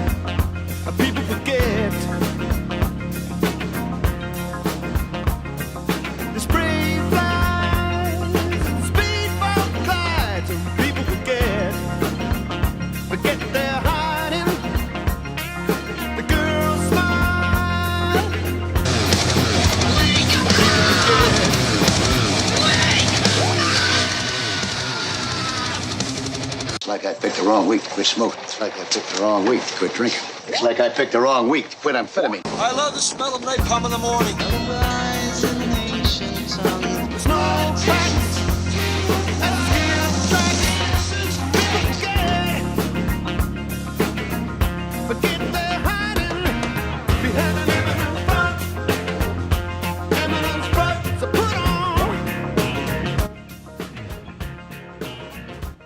It's a put on. Man, who's sending these messages in Skype? I'm like the troll who's clopping on my bridge, man. I can't see who it is. So if you're sending me messages, That's me, man. I'm sending through some info. I couldn't tell who it is. I just keep hearing the noise. I'm trained like a dog. Must be annoying. I'm a dog. I'm trained like a dog. I hear that noise. I can hear it through walls. Literally, it's like a dog whistle. I've been dog whistled on Skype, ladies and gentlemen. I'm sorry to admit it here on the air, but Simon's with us. Bruce giving out the phone number 864-810-1039, 864-810-1039, 864-810-1039. Give us a call. Join the conversation. Simon's here. Ask Simon a question, and maybe he can answer it. Maybe he can't. Who knows? You decide. Come on, give us a call. Where is it? 864-810-1039. Is Rocker? So you asked a question before, mate, around disappearing. That document, online OPSEC, which I sent through .pdf, is the guide. So there you go. So now is this the squeaky dolphin? No, that one I sent through earlier, but I'm sure you picked up on it. Well, maybe Chris, you can take that and drop it in the chat over in. Yeah. I got a question for Simon. Go ahead. Yeah, mate. Simon, in the last couple months, about 3-4 months, I guess, they've been conducting survey flights all over America. I think there's been like 12,000 survey flights in the last couple months. And what the guy on YouTube, Monkey Works, he looks at it every day, but he says that they're mapping the battlefield. Yeah, now, correct. So I've looked into this as well. You're talking about the smaller type of planes, maybe about 8-12 people sized? Yeah? Yeah, they're full of electronic surveying gear, optics, and EM and so forth. So, yeah, they're doing pretty much exactly what you said. Well, it's never been done before. So is this something that maybe the government's contracting to do? Yeah. So there's this thing called GIS, or geospatial like mapping, where you get like basically data and you overlay it on a map, and it's all quite informative. Lots of industries use it. So they could be doing many things, right? Using LiDAR. Who knows? But yeah, they're definitely mapping out some stuff. Should we be scared? I don't know. They were talking the other day about how there might be a civil unrest, right? Or there might be some kind of a. Is this a trick question? No, this is a real thing. You know, they're actually doing it, but it's like they're going up highways, railroads, rivers. And they're just mapping everything. Yeah, so I've got some information on all these sensors and stuff, but I don't have it with me at the moment, so I can't rattle off all the specs and so forth. But there's a whole heap of interesting stuff that can be done with it, from like military to policing through to just like urban management and stuff from the local municipality, managing water, whatever it might be. Yeah. Well, why would they be doing man-in-the-middle operations over the United States as well? Is it because I was thinking the other day after this committee hearing? What's man in the middle? Yeah, man in the middle. What's man in the middle? That's where they intercept cell phone transmissions. They act as the cell tower. They're actually acting as a cell tower. And they can intercept everything, and they can actually put out stuff. Isn't that called Stingray? Yeah, you're talking about Stingrays. So Stingrays are normally used to target in a specific area, right? Because what they are, they're making a mobile phone base station effectively that is just as more powerful than the one that's normally there. So what happens is your phone logs onto that base station, yeah, and then in doing so at the protocol level, like at the sort of communication with the so-called tower, it injects nefarious things. It's how they can hack your phone pretty full on. It's all done under the hood at that sort of legacy protocol layer, meaning it's been there since 2G, 3G, 4G. People think their iPhone's secure. You used to be able with the San Bernardino and the FBI and Apple. It's all garbage. Can be hacked easily.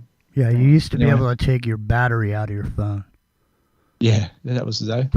But they squashed that. And the other thing that they had was Nextel push to talk was encrypted, and Nextel phones are encrypted.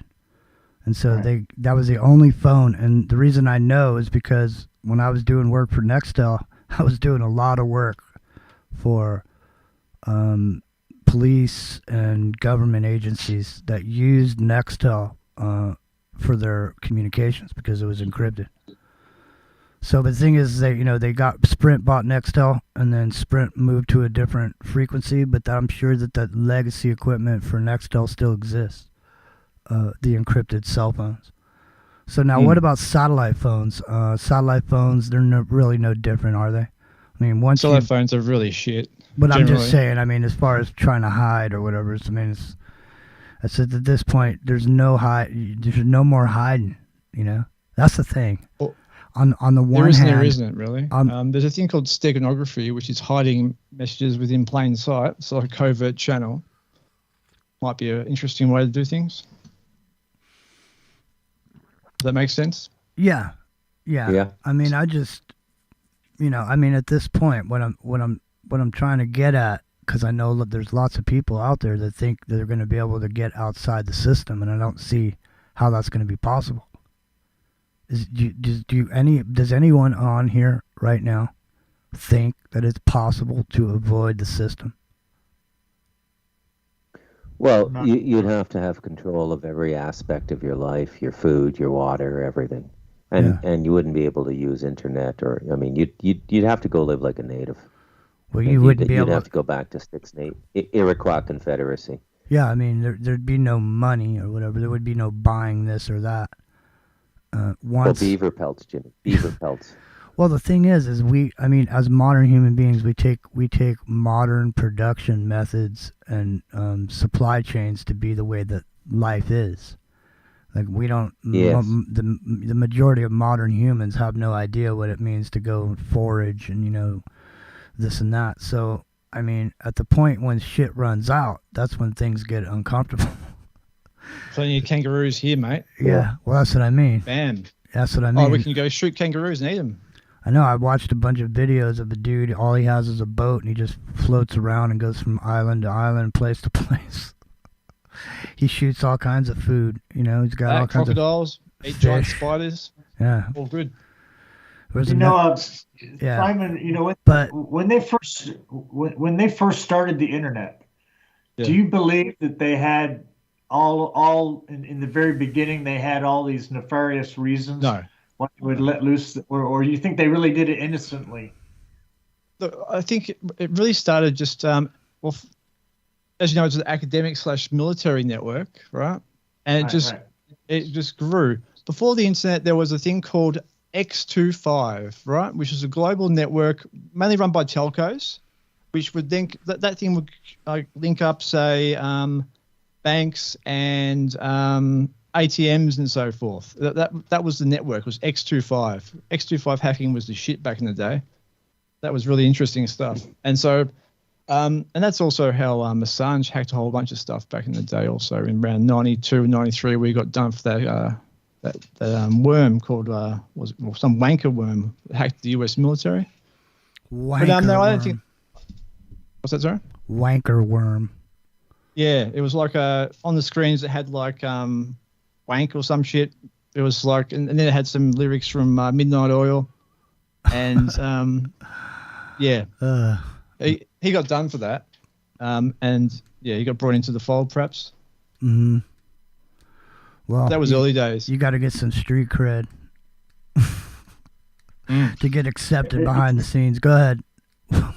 It seems to me that, from the very beginning, my dad was involved with a lot of that government stuff, working inside NORAD and the Pentagon and places like that before the internet was a thing. But when they let loose the internet into the world, you had bulletin boards, and then it progressed into the Facebook thing. But the Facebook it's a true story that Facebook is actually a derivative off of the CIA program. Yeah, look, it probably is. Let's not forget. So Silicon Valley, right? There's a documentary which I'll upload to WTYL. It's called The Secret Hidden History of Silicon Valley, right? So the foundation of all these big companies, right? That came out of some really highly classified shit at the conclusion of World War II. So what we are typically told about Stanford research labs and the foundation of, like, say, Intel, for example, and who actually owns these big companies, right? In many cases, it could be the intelligence community. This is definitely the intelligence community. We've done a bunch of shows on Stanford Research Institute, and the people who went through the PhD program and end up being the people owning the biggest companies in the world, even though they left the PhD program. So 9 of the members of the board of Facebook are ex-CIA. So So I mean, the thing is that does anyone think there's any way that anyone's ever going to get rid of the CIA? Because once it gets to the point where it's a machine like it is, it makes its own money, it's got its own thing going on, it doesn't require budgets or people's approval for anything at this point. Yeah. And just the thing is like there's this idea, okay, as far as gleaning information from people, that you can glean the information as long as you don't use it for anything. So in other words, they have this big data center up in Utah that collects all the data, all the keystrokes of everyone all the time. The NSA. Right. And the thing, and how they get away with that is they say, well, we're collecting it, but we don't look at it. In other words, it's not like an intercept until a human looks at it, that is. But you have, like, what everyone calls it, AI, seems to be the buzzword. Computer things are looking at it and sorting it. Now, the big problem's been you could never read that much data. There's so much there.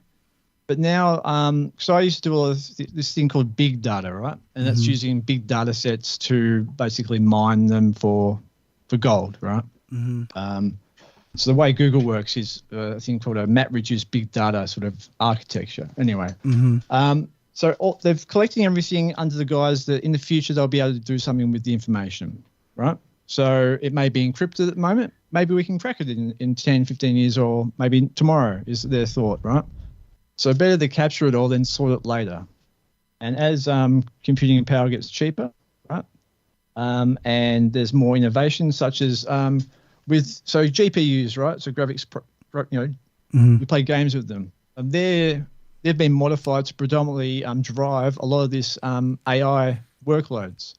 And they're called DPUs now. So they're like specifically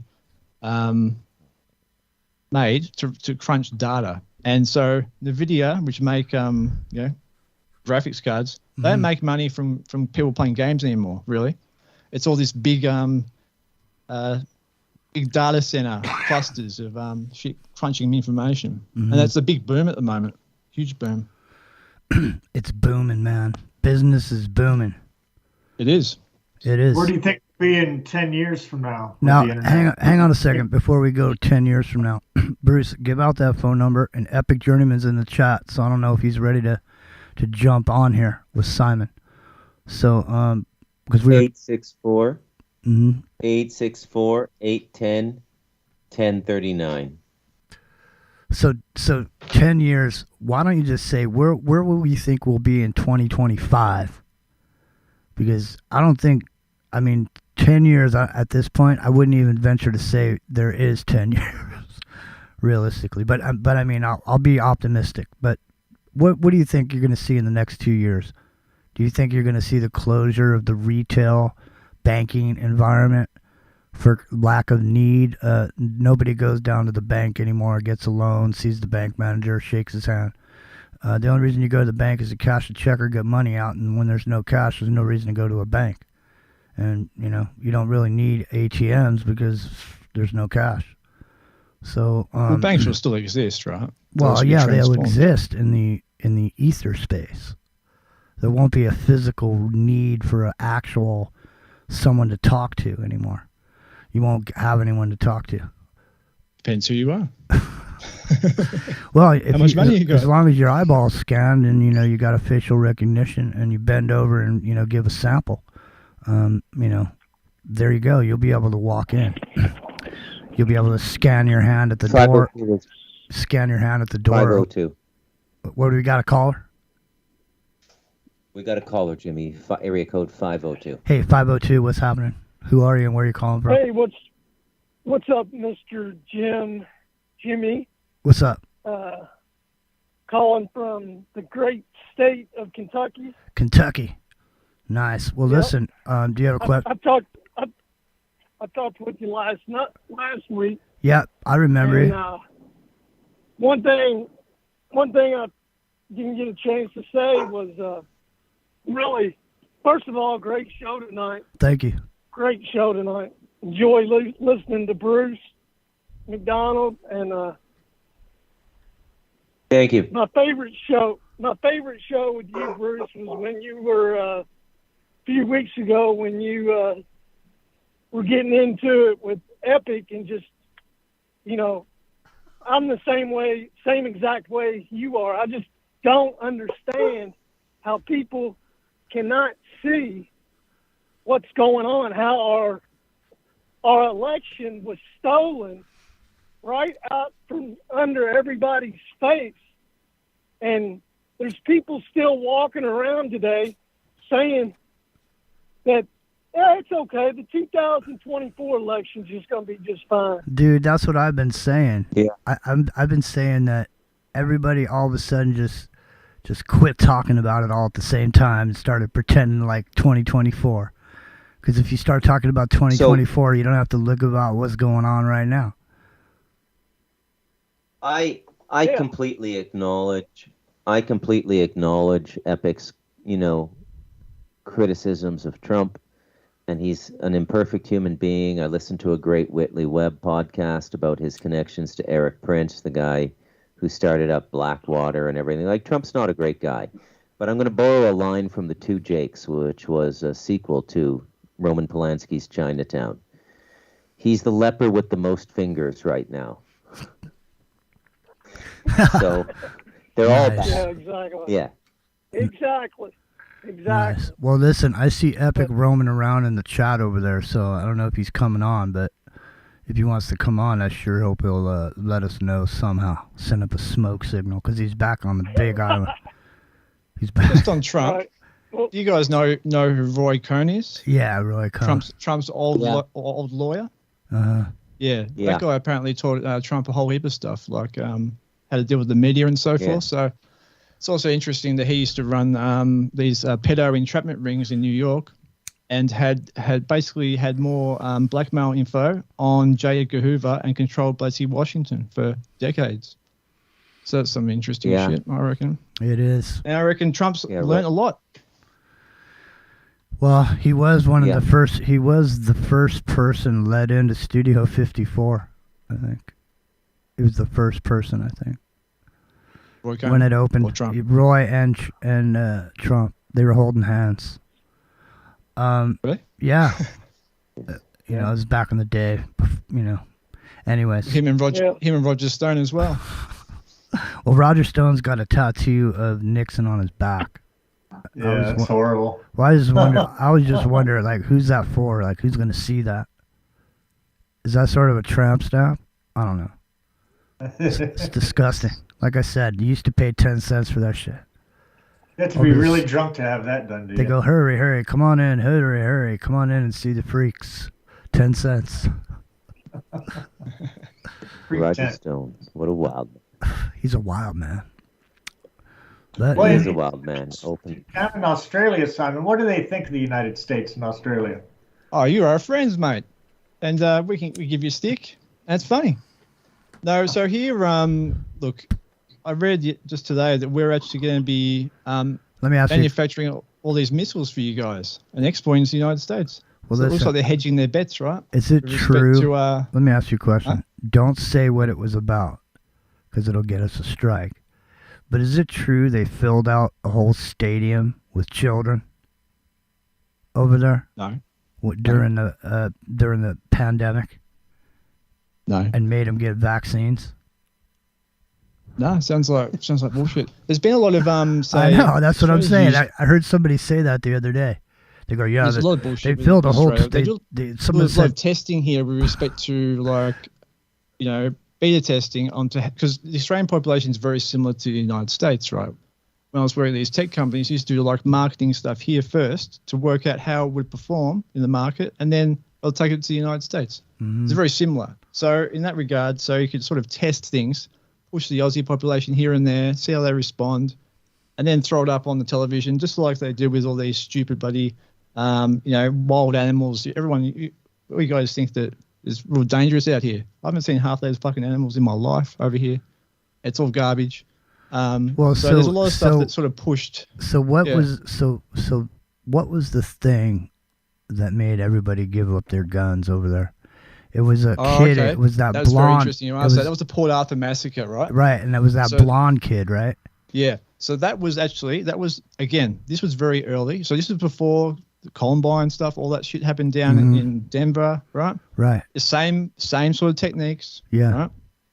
So this guy, he was sort of he was a bit of a spurg. He looked after this garden for this old lady, right? This old lady had this fortune that she inherited from some biscuit empire, right? Millions of dollars. Ended up leaving him about $1.5–2 million. Yeah. And he ended up buying a whole bunch of quite nice weapons. The whole thing is just tied up with intelligence, in my view. Well, he's another one of these blonde kids, man. Oh yeah. Anyways, go ahead. Yeah, so it's a bit long-winded, but basically, that was used to. Well, no, take I the mean, guns away, so basically. I don't think people know. So listen, we're not all from Australia. People don't know. I happen to know about it, but most people probably don't. So there was a particular incident that happened with this blonde kid. What did he do? What did he specifically do that made it so horrible that everyone gave up their firearms? Let me work out what the kill count was. But basically, so Port Arthur used to be like you know how Australia is known as like a convict colony, right? Right. Where you send the prisoners. Mm-hmm. So there's the people that misbehaved in Sydney were sent to this other colony in Tasmania, which is way down south, where it's freezing, very cold, and they built out this big old sort of sandstone building, and that was their sort of prison and so on. Anyway, the ruin, it's a tourist attraction, right? And so. Yeah, this bloke loaded up with weapons and shot like 20. I can't remember the exact kill count, but it was a lot. Was it children or was it just regular people? Well, I don't think he discriminated. I can't recall it precisely. Well, no, I'm just all saying I know because it's more horrible when it's children. Because I mean, I know you can still have guns in Australia. But it's it's like a certain kind of gun, right? Yes. So we had AR-15. We had all the same sort of assault weaponry, which is freely available in the United States. And don't call it assault weaponry. What's that? Don't call it assault weaponry. No, I'm just kidding. Go ahead. Well, the good thing is, mate, we've got boomerangs. You see? Mm-hmm. And didgeridoos. So we'll be fine. No, but seriously though, so you can have rifles. You can have a rifle of a certain type, but you can't have a. Correct, for like farming and you can go shooting for like on crown land for certain invasive species and so forth. You can get a license. Well, you can still get guns, but yeah, you can't go get like a. But I mean, I'm sure there was people over there going, man, I'm never going to give up my guns. I'm never going to give up my guns. Just like there are here. But then all of a sudden everybody starts giving them up, man. I saw giant when I looked at this story a few years ago, I saw giant piles of guns. Giant piles. That's right. Got to keep the industry going, make more. Did it make any difference in the crime rate? No, man, look, people that buy guns aren't the people that are, using guns and to doing crimes most of the time. I'm not saying they don't. I'm just saying, usually the people that are doing crimes with guns, they're not going to pay attention to your law in the first place. So, it really doesn't make any difference. They're lawless brothers, you know what I'm saying? Or sisters, or uncles, or dads, or whatever they are with their guns. If they're taking your money with it, they probably don't obey the law. Let's get some stuff from Ukraine. Lawbreakers. Outlaws. Give out that phone number one more time. 502. Are you still there? 502. Yeah. Is he all talked out? He's got to have more to say. 864-810-1039. 864-810-1039. Write it down. Type it out on your notepad, on your computer.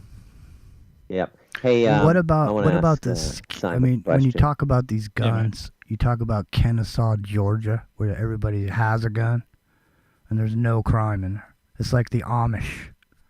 They have almost no autism. But anyways, go ahead, Bruce. So, what operating system do you favor these days, and what operating system have you been using for the last decade or two? Right now I'm using Arch Linux, and I still use Windows. It's a bit hard to escape from it. Bounce between all these different Linux distros and Windows, I guess. Yeah, okay. Yeah, nothing really set in stone. In fact, I'm overdue for a rebuild, to be honest. Most of the hacking is done from Linux, right? Predominantly. I've been using Linux since 1996, where I downloaded it on dial-up. Yeah, me too. And it was Slackware. Yeah.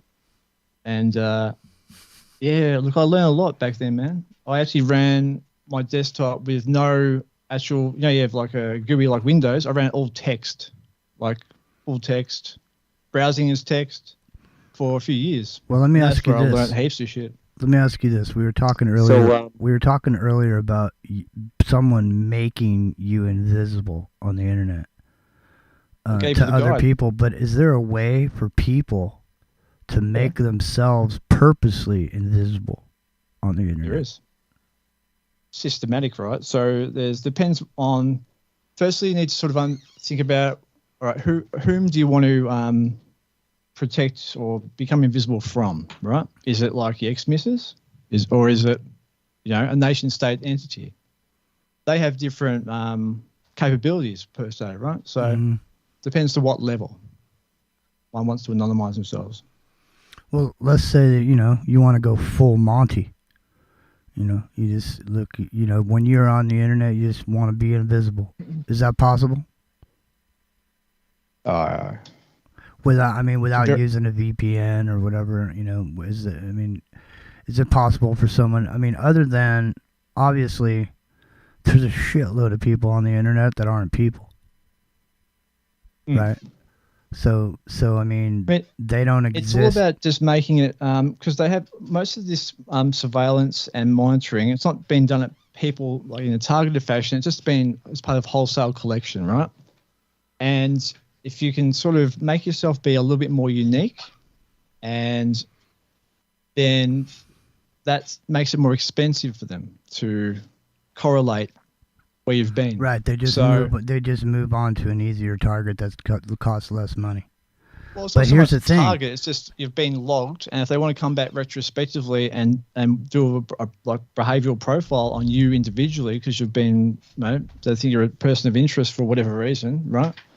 And they pull all your data, then it's either make it easy or make it hard is what I'm trying to say. Mm-hmm. So there's things like ungoogled Chromium, right? So ungoogled Chromium is a build of Chrome with all the Google tracking shit ripped out. Nice. Right? That sounds. But the thing is, it doesn't have an app store because that's proprietary, so they can't ship it in the build initially, right? So you need to know how to turn that on afterwards. So it gets tricky, right? It's not nothing's really easy. No, there is no easy way out. You know, if you want it's not that hard as well. You know? Yeah. Well, the thing is that, you know, that's going to be over with because pretty soon, if you're on the internet, you're going to scan your eyeball before you get on there. And everyone's going to beg for it too because they want to make sure that they know it's you because AI are going to steal your monies and they're going to make videos and, you know, it's going to be a horrible situation to where everybody just says, no way, man, I'm not taking any chances with my life savings in there. And speaking of life savings, did you see the yellow trucking company dude who found out he's been working at this shitty job for 30 years, working at it, just working and driving this fucking truck and driving the truck and just saying to himself, man, one day I'm gonna get my retirement and I'm gonna just kick back.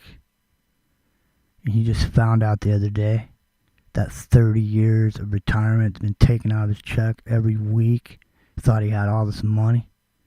He got squat now. He got squat. Nothing. He went off, man. He's lucky he didn't. They're lucky he didn't have a gun. I swear to God, he was pissed. But you know what? It's going to piss off a bunch of other people too, because guess what? When the Teamsters go on strike, there will be pain like you cannot even believe. People don't think the Teamsters are still there, but they're still there, man. Well, they're powerful. They're still there. If they go on strike, self-driving trucks.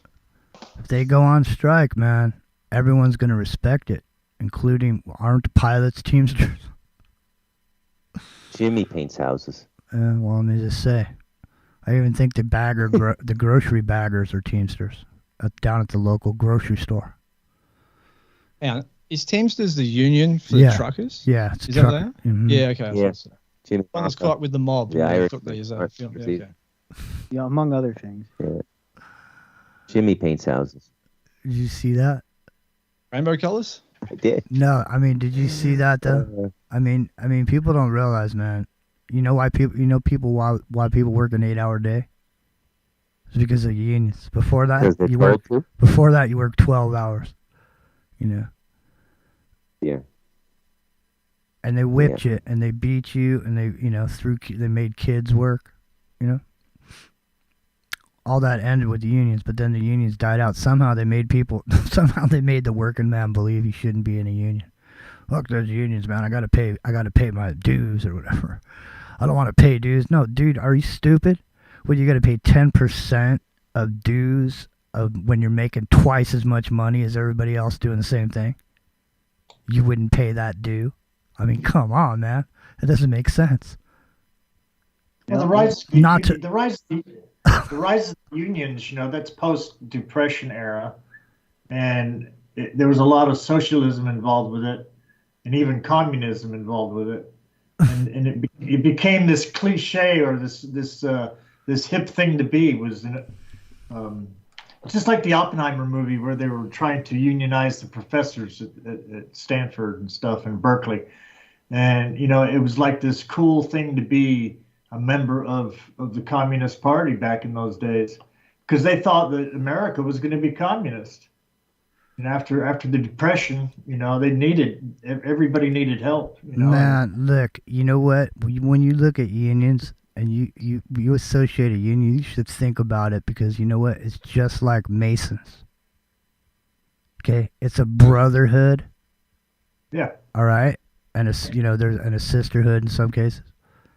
But I'm just saying, and so the work and, you know, how it gets distributed and so on and so forth, it's the same thing as being, you know, I never really looked into it, but I wouldn't be surprised if you looked at the head of the biggest unions in America. I bet you the guys are also brothers over at the Masonic lodges. I'm sure. Guaranteed. More than likely, yeah.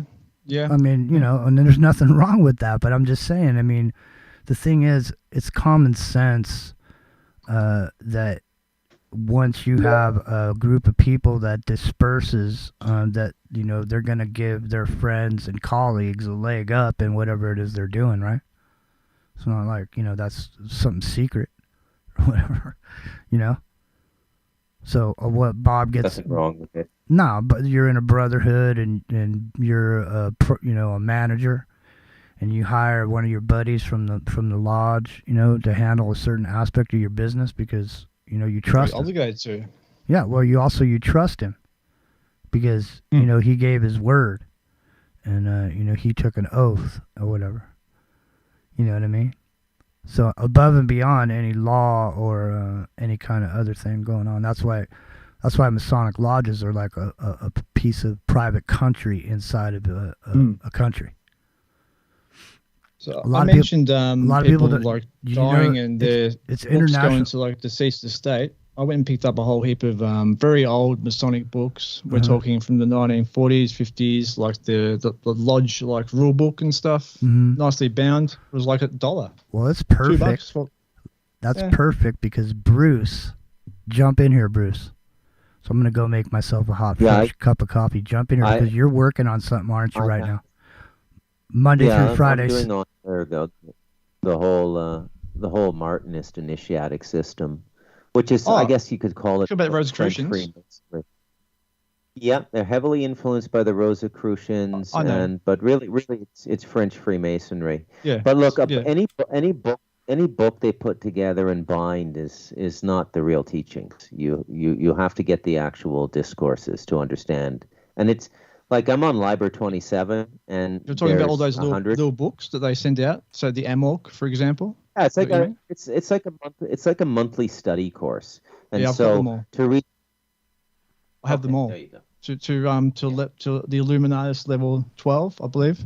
Do you want them? Yeah, I'll take them. Yeah.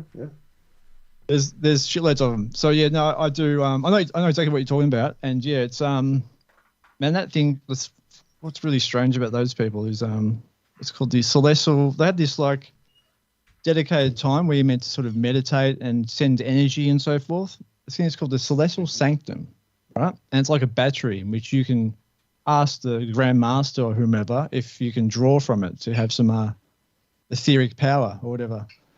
It's kind of interesting. Yeah, anyway. It's an egregor. Sure, what an egregor is. It's witchcraft. It's a psych. Yeah. There you go, Rio. It's a psychic construct, but it takes on a kind of. It's almost like human created astral artificial intelligence. That's what how I describe an egregor. But yeah, I mean, Masonry is basically it's just magic, and everybody says they're going to be a good wizard or a good magician, but it always goes dark, right? Like, remember the first Superman with Marlon Brando? He's, whatever you do, don't change time, don't fly faster than the speed of light. He says, I promise. Lois Lane gets killed, and what does he do? He tinkers with time. Yeah, there's a book that actually talks about Freemasonry. It's called by Leadbeater. It's called The Inner Life of Freemasonry, written in the 1930s. And it talks about this concept of black masonry. And it basically says, to read it, it's quite significant because it talks about now you understand the light side, basically. Now you basically study the dark. And that happens from upwards. Yeah. I think it's the degree 18. I can't remember precisely, but it's sort of like when you're halfway through the 30 in the 30 degrees. There's a thing in there that's the darkest part is the lightest part. Or out of the darkest comes the lightest, or something like that. I'll have to get it up. But yeah, it's profound to read. Yeah, I was in France for about 2 months a few years ago during summer, which was awesome because it's cold here.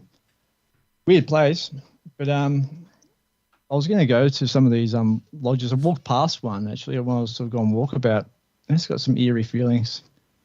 But the French, they made heaps of that. They were really into it, weren't they? Pyrenees Mountains. Yeah, absolutely. Cathars. Yeah, that's a very interesting group as well. Yeah. Hey man, I'm gonna reach out to you sometime in the near future. I'd like to bend your ear. I do a blog. I do a blog for an AI company that specializes in cybersecurity. So, Really? yeah. There you go. Yeah. Nice one. Making connections. Yeah. On Into the Microcosm. Yeah. Speaking of cybersecurity, Simon, why don't you give people here into the Microcosm an idea of how hard you've been working to keep the Karen Dojo and WTYL going? Not that hard. Well, no, I mean, I have been. So we built our own streaming platform and from the ground up, and it's tricky, right? But the most trickiest part is actually, because I'm one who does like aesthetics, right? So if there's any people that can do front end work as in graphics and shit, that'll be handy. But yeah, so when the screws were coming down with the respect to, the censorship seems to have been lifted a little bit recently, guys. Don't know about you, but it seems to be a little bit, with Rumble coming up and some of these other platforms, there's a place to sort of broadcast. But at one point there wasn't, right? So it's good to have those skill sets, I think, because the platform we've built is built in such a way uses an open source platform called PeerTube, which is like allows all these different servers to federate together, right, and combine into one big YouTube, for lack of a better term. It's mostly made by the French, right? So there's a lot of Eurotrash on the network, but it's something that's, if things were to go dark, they can sort of remain online. That's been good fun. So yeah, WTYL.live or WeTalkYouListen.com. Mm-hmm. We're parking all of the independent broadcast network shows from Into the Microcosm on there. All the Wake and Bakes are on there. Oh, sweet. If you put them there, you just need to put the metadata so they can be found like searchable. Because the big problem for getting like people on there is populating this information, because it's tricky. People can upload whatever they want, but if they give it like a shit tag that's nondescript, it's not likely to be found. You know what I mean? The other thing is, if people can talk about it, use it. I mean, we've got some pretty serious infrastructure. We've got about 50 terabytes of our own dedicated storage. We've got physical servers co-located in the US. There's like 2 gigabit uplink. It's fast as fuck. So jump on board, people, and sign up and upload whatever you want within reason. There you go. Wow. Bruce McDonald. Yeah, I remember when Doc was on YouTube, they would shut down YouTube, but WTYL would keep going. Well, there you go. Bruce, you should talk to them about putting the Bruce McDonald in the morning show on there, because you could just broadcast it when you do your thing. Yeah, it's everywhere now, right? I just distribute through Spreaker, and it goes to Spotify, Google Podcasts, Apple Podcasts, everything. Mm-hmm. Everything, yeah. Well, so I'm pretty happy with that. It's not too expensive. No. But yeah, that's an incredible platform you've built, man. 50 terabytes, 2 gigabyte upload. That's incredible. Now, what would the monthly on something like that be? It's about $700 US. Jeez, yeah, that makes sense. So that's what the bill is. That's why the doc is asking for donos often. You know what I mean? Because we have that cost, and I mean we could downgrade, sure, but I mean we built it to be used, right? And so yeah, let's use it, people. There you go. Yeah. Give out that number again. What is it? 864. Something. 810-1039. Yeah. 502. Do you got anything more for us? 502. My dog is talking more than you. The dog is barking. I'm still. I'm still here. Getting back, me and Jimmy talked about the Teamsters strike last week a little bit, and these people don't. I mean, everybody has to badge in and badge out to get into these places. And when they go on strike, I mean, the pilots aren't going to be there to fly the planes, and the drivers won't be driving over the road to bring people their boxes. No. So medicine won't be delivered. And so fingers crossed that, because like Jimmy was saying, none of us are going to get out of this.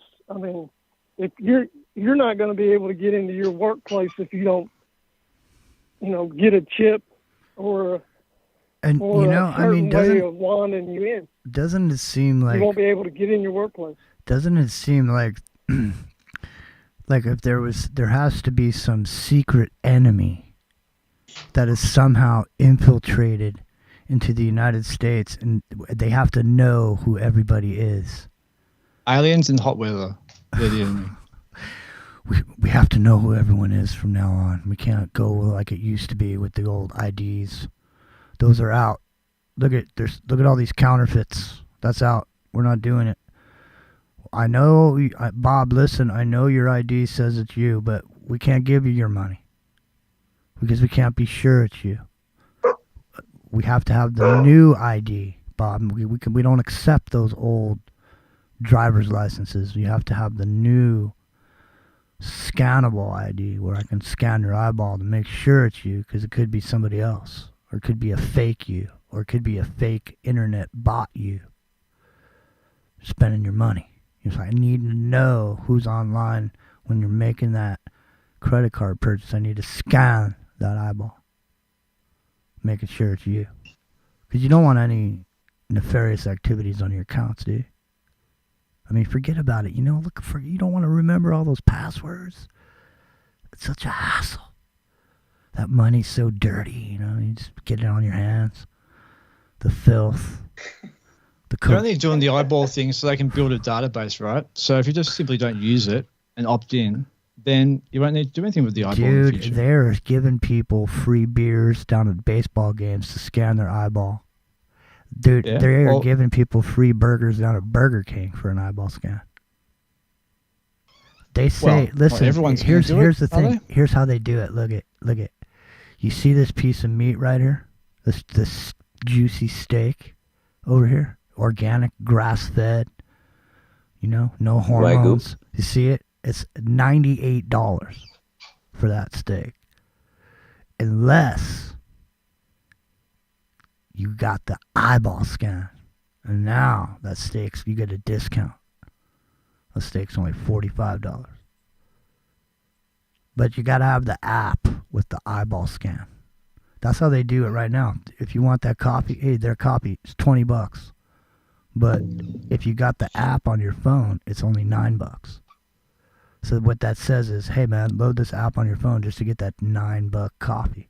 But you don't realize once you unload that thing in your thing and you unpack it, all of a sudden you got that $9, but it's a mere pittance compared to how much they're making off of you with your information. Sweet Jesus. I don't think it's that bad, mate. You're a bit fear-mongering, aren't you? I think, honestly, right, if you let them do it, it's going to happen, right? Yeah. And sure, I can understand, but let's let them do it. It's the general masses that will let them do it. It's the general masses, yeah. Will but having this just conversation now is hopefully going to help a little bit, just a little tiny little bit. Won't move the needle necessarily, but to think all is lost is just a self-fulfilling prophecy of doom, isn't it? Yeah. I think the black pills are a bit much. Well, and do you think information's power? I don't think. I mean, think in the future there's going to be anything called credit. I don't think in the future there will be credit because there'll be no way to hide how much money you actually have. So right now you can have all this credit based on all this make-believe shit that doesn't exist because you can hide it. So interest is going to go. I mean, typically that's how the banks have made lots of money, right? By lending stuff, right? Best bracket they ever came up with. They haven't let go of it since like 1684 with the Bank of England. Your bills are going to come directly out of your shit before you even see it. Period. There's going to be no credit. You're going to pay your bills every month, can come directly out of whatever account you have. Well, are we saying that's what they want? Or that's what's going to happen. I think we all know that's what they want. I mean, they want to kill us all now, but they're not quite successful yet. But are they going to get it is another story. You know, I wouldn't give them so much power. It's a box. It's just a boxcar to hell, man, and nothing but cannibalism and sodomy all the way. The red-haired giants coming out of portholes in the desert. Man corn. The man corn is ripe. The man corn is ripe for the harvesting. Well, you're just gonna have to get off that. You're gonna have to get off that meat because we introduced something last week called farm animals. PHARM. Farm animals. So, have you guys ever actually read the Book of Genesis? You know, for the book I'm working on now, I have to do a bit of research, and I'm looking at the Book of Genesis, and I never actually took a real good look at the Cain and Abel story. So do you know why Cain's offering was not rejected but favored less than Abel's? Cain went out and opened a fruit orchard and gave the best fruit from his orchard to God as an offering. Abel, he killed the firstborn male offspring of his lamb and gave the fatty parts to God. And God preferred the dead animal over the fruit. So, I think the moral of what I'm trying to say is once we figure out this whole God business and what we've been involved in for the last couple thousand years, it's maybe we won't be on the boxcar to hell. Yeah. That's interesting. Yeah. Yeah, I was surprised. I grew up Catholic. I never noticed that before. I'm a vegetarian now, right? Like most meditation paths you initiate into, you got to be a vegetarian. Then I reread the Book of Genesis. I'm going, wait a minute. God preferred bloody flesh over fruit? Like that? What God are we talking about? It's just a demiurge, as they call it, whatever. I don't know. Whatever that thing they're calling God in the Bible is, it's not Bruce, anything I would call God. It's simple. Real men eat meat. Well, there's this concept that say if you sort of eat something else, right, other things can eat you. Do you understand? Let me It's sort of giving. It's like you're saying to other things that I believe there's things that are higher. So we're not the apex predator in this realm, right? There's things that can eat us. Yeah, ethereally, perhaps. Yeah. So 100%. Yeah. So in maybe eating that steak, mate, maybe it's that way of sort of giving the green light for a bit of loosh stealing. Well, we are running out of time. So we got about 2 minutes left here. Simon, thanks for being here. Cheers, man. Thanks for having me. Yeah. We'll stop by again. We'll appreciate to have you by. And appreciate it, Simon. Thank you. Yeah. So all good. I'm going to go get a meal. It's 5 p.m. here Saturday. Oh, nice. Go get yourself some chicken. Chicken? Fried chicken. Chicken, beef, pork, the works, mate. Go to town. Kangaroo burger. All right. I was joking about kangaroos. Oh, man. All right. Cheers. Kangaroos, huh? Oh, man. That's too bad. Tastes like Next chicken. thing you're going to tell me is you're going to have koala bears tacos. Tastes like chicken. So vicious. Why is Epic just like circling the boat like a predatory fish, but he didn't get in here? Because something happened to his car. He's on his phone or something. I don't know. I couldn't figure it out. Epic been carjacked? It's time to go. Hey, don't We'll see you guys next week. Thanks for being here. Stay. Game over, man. Game over, man.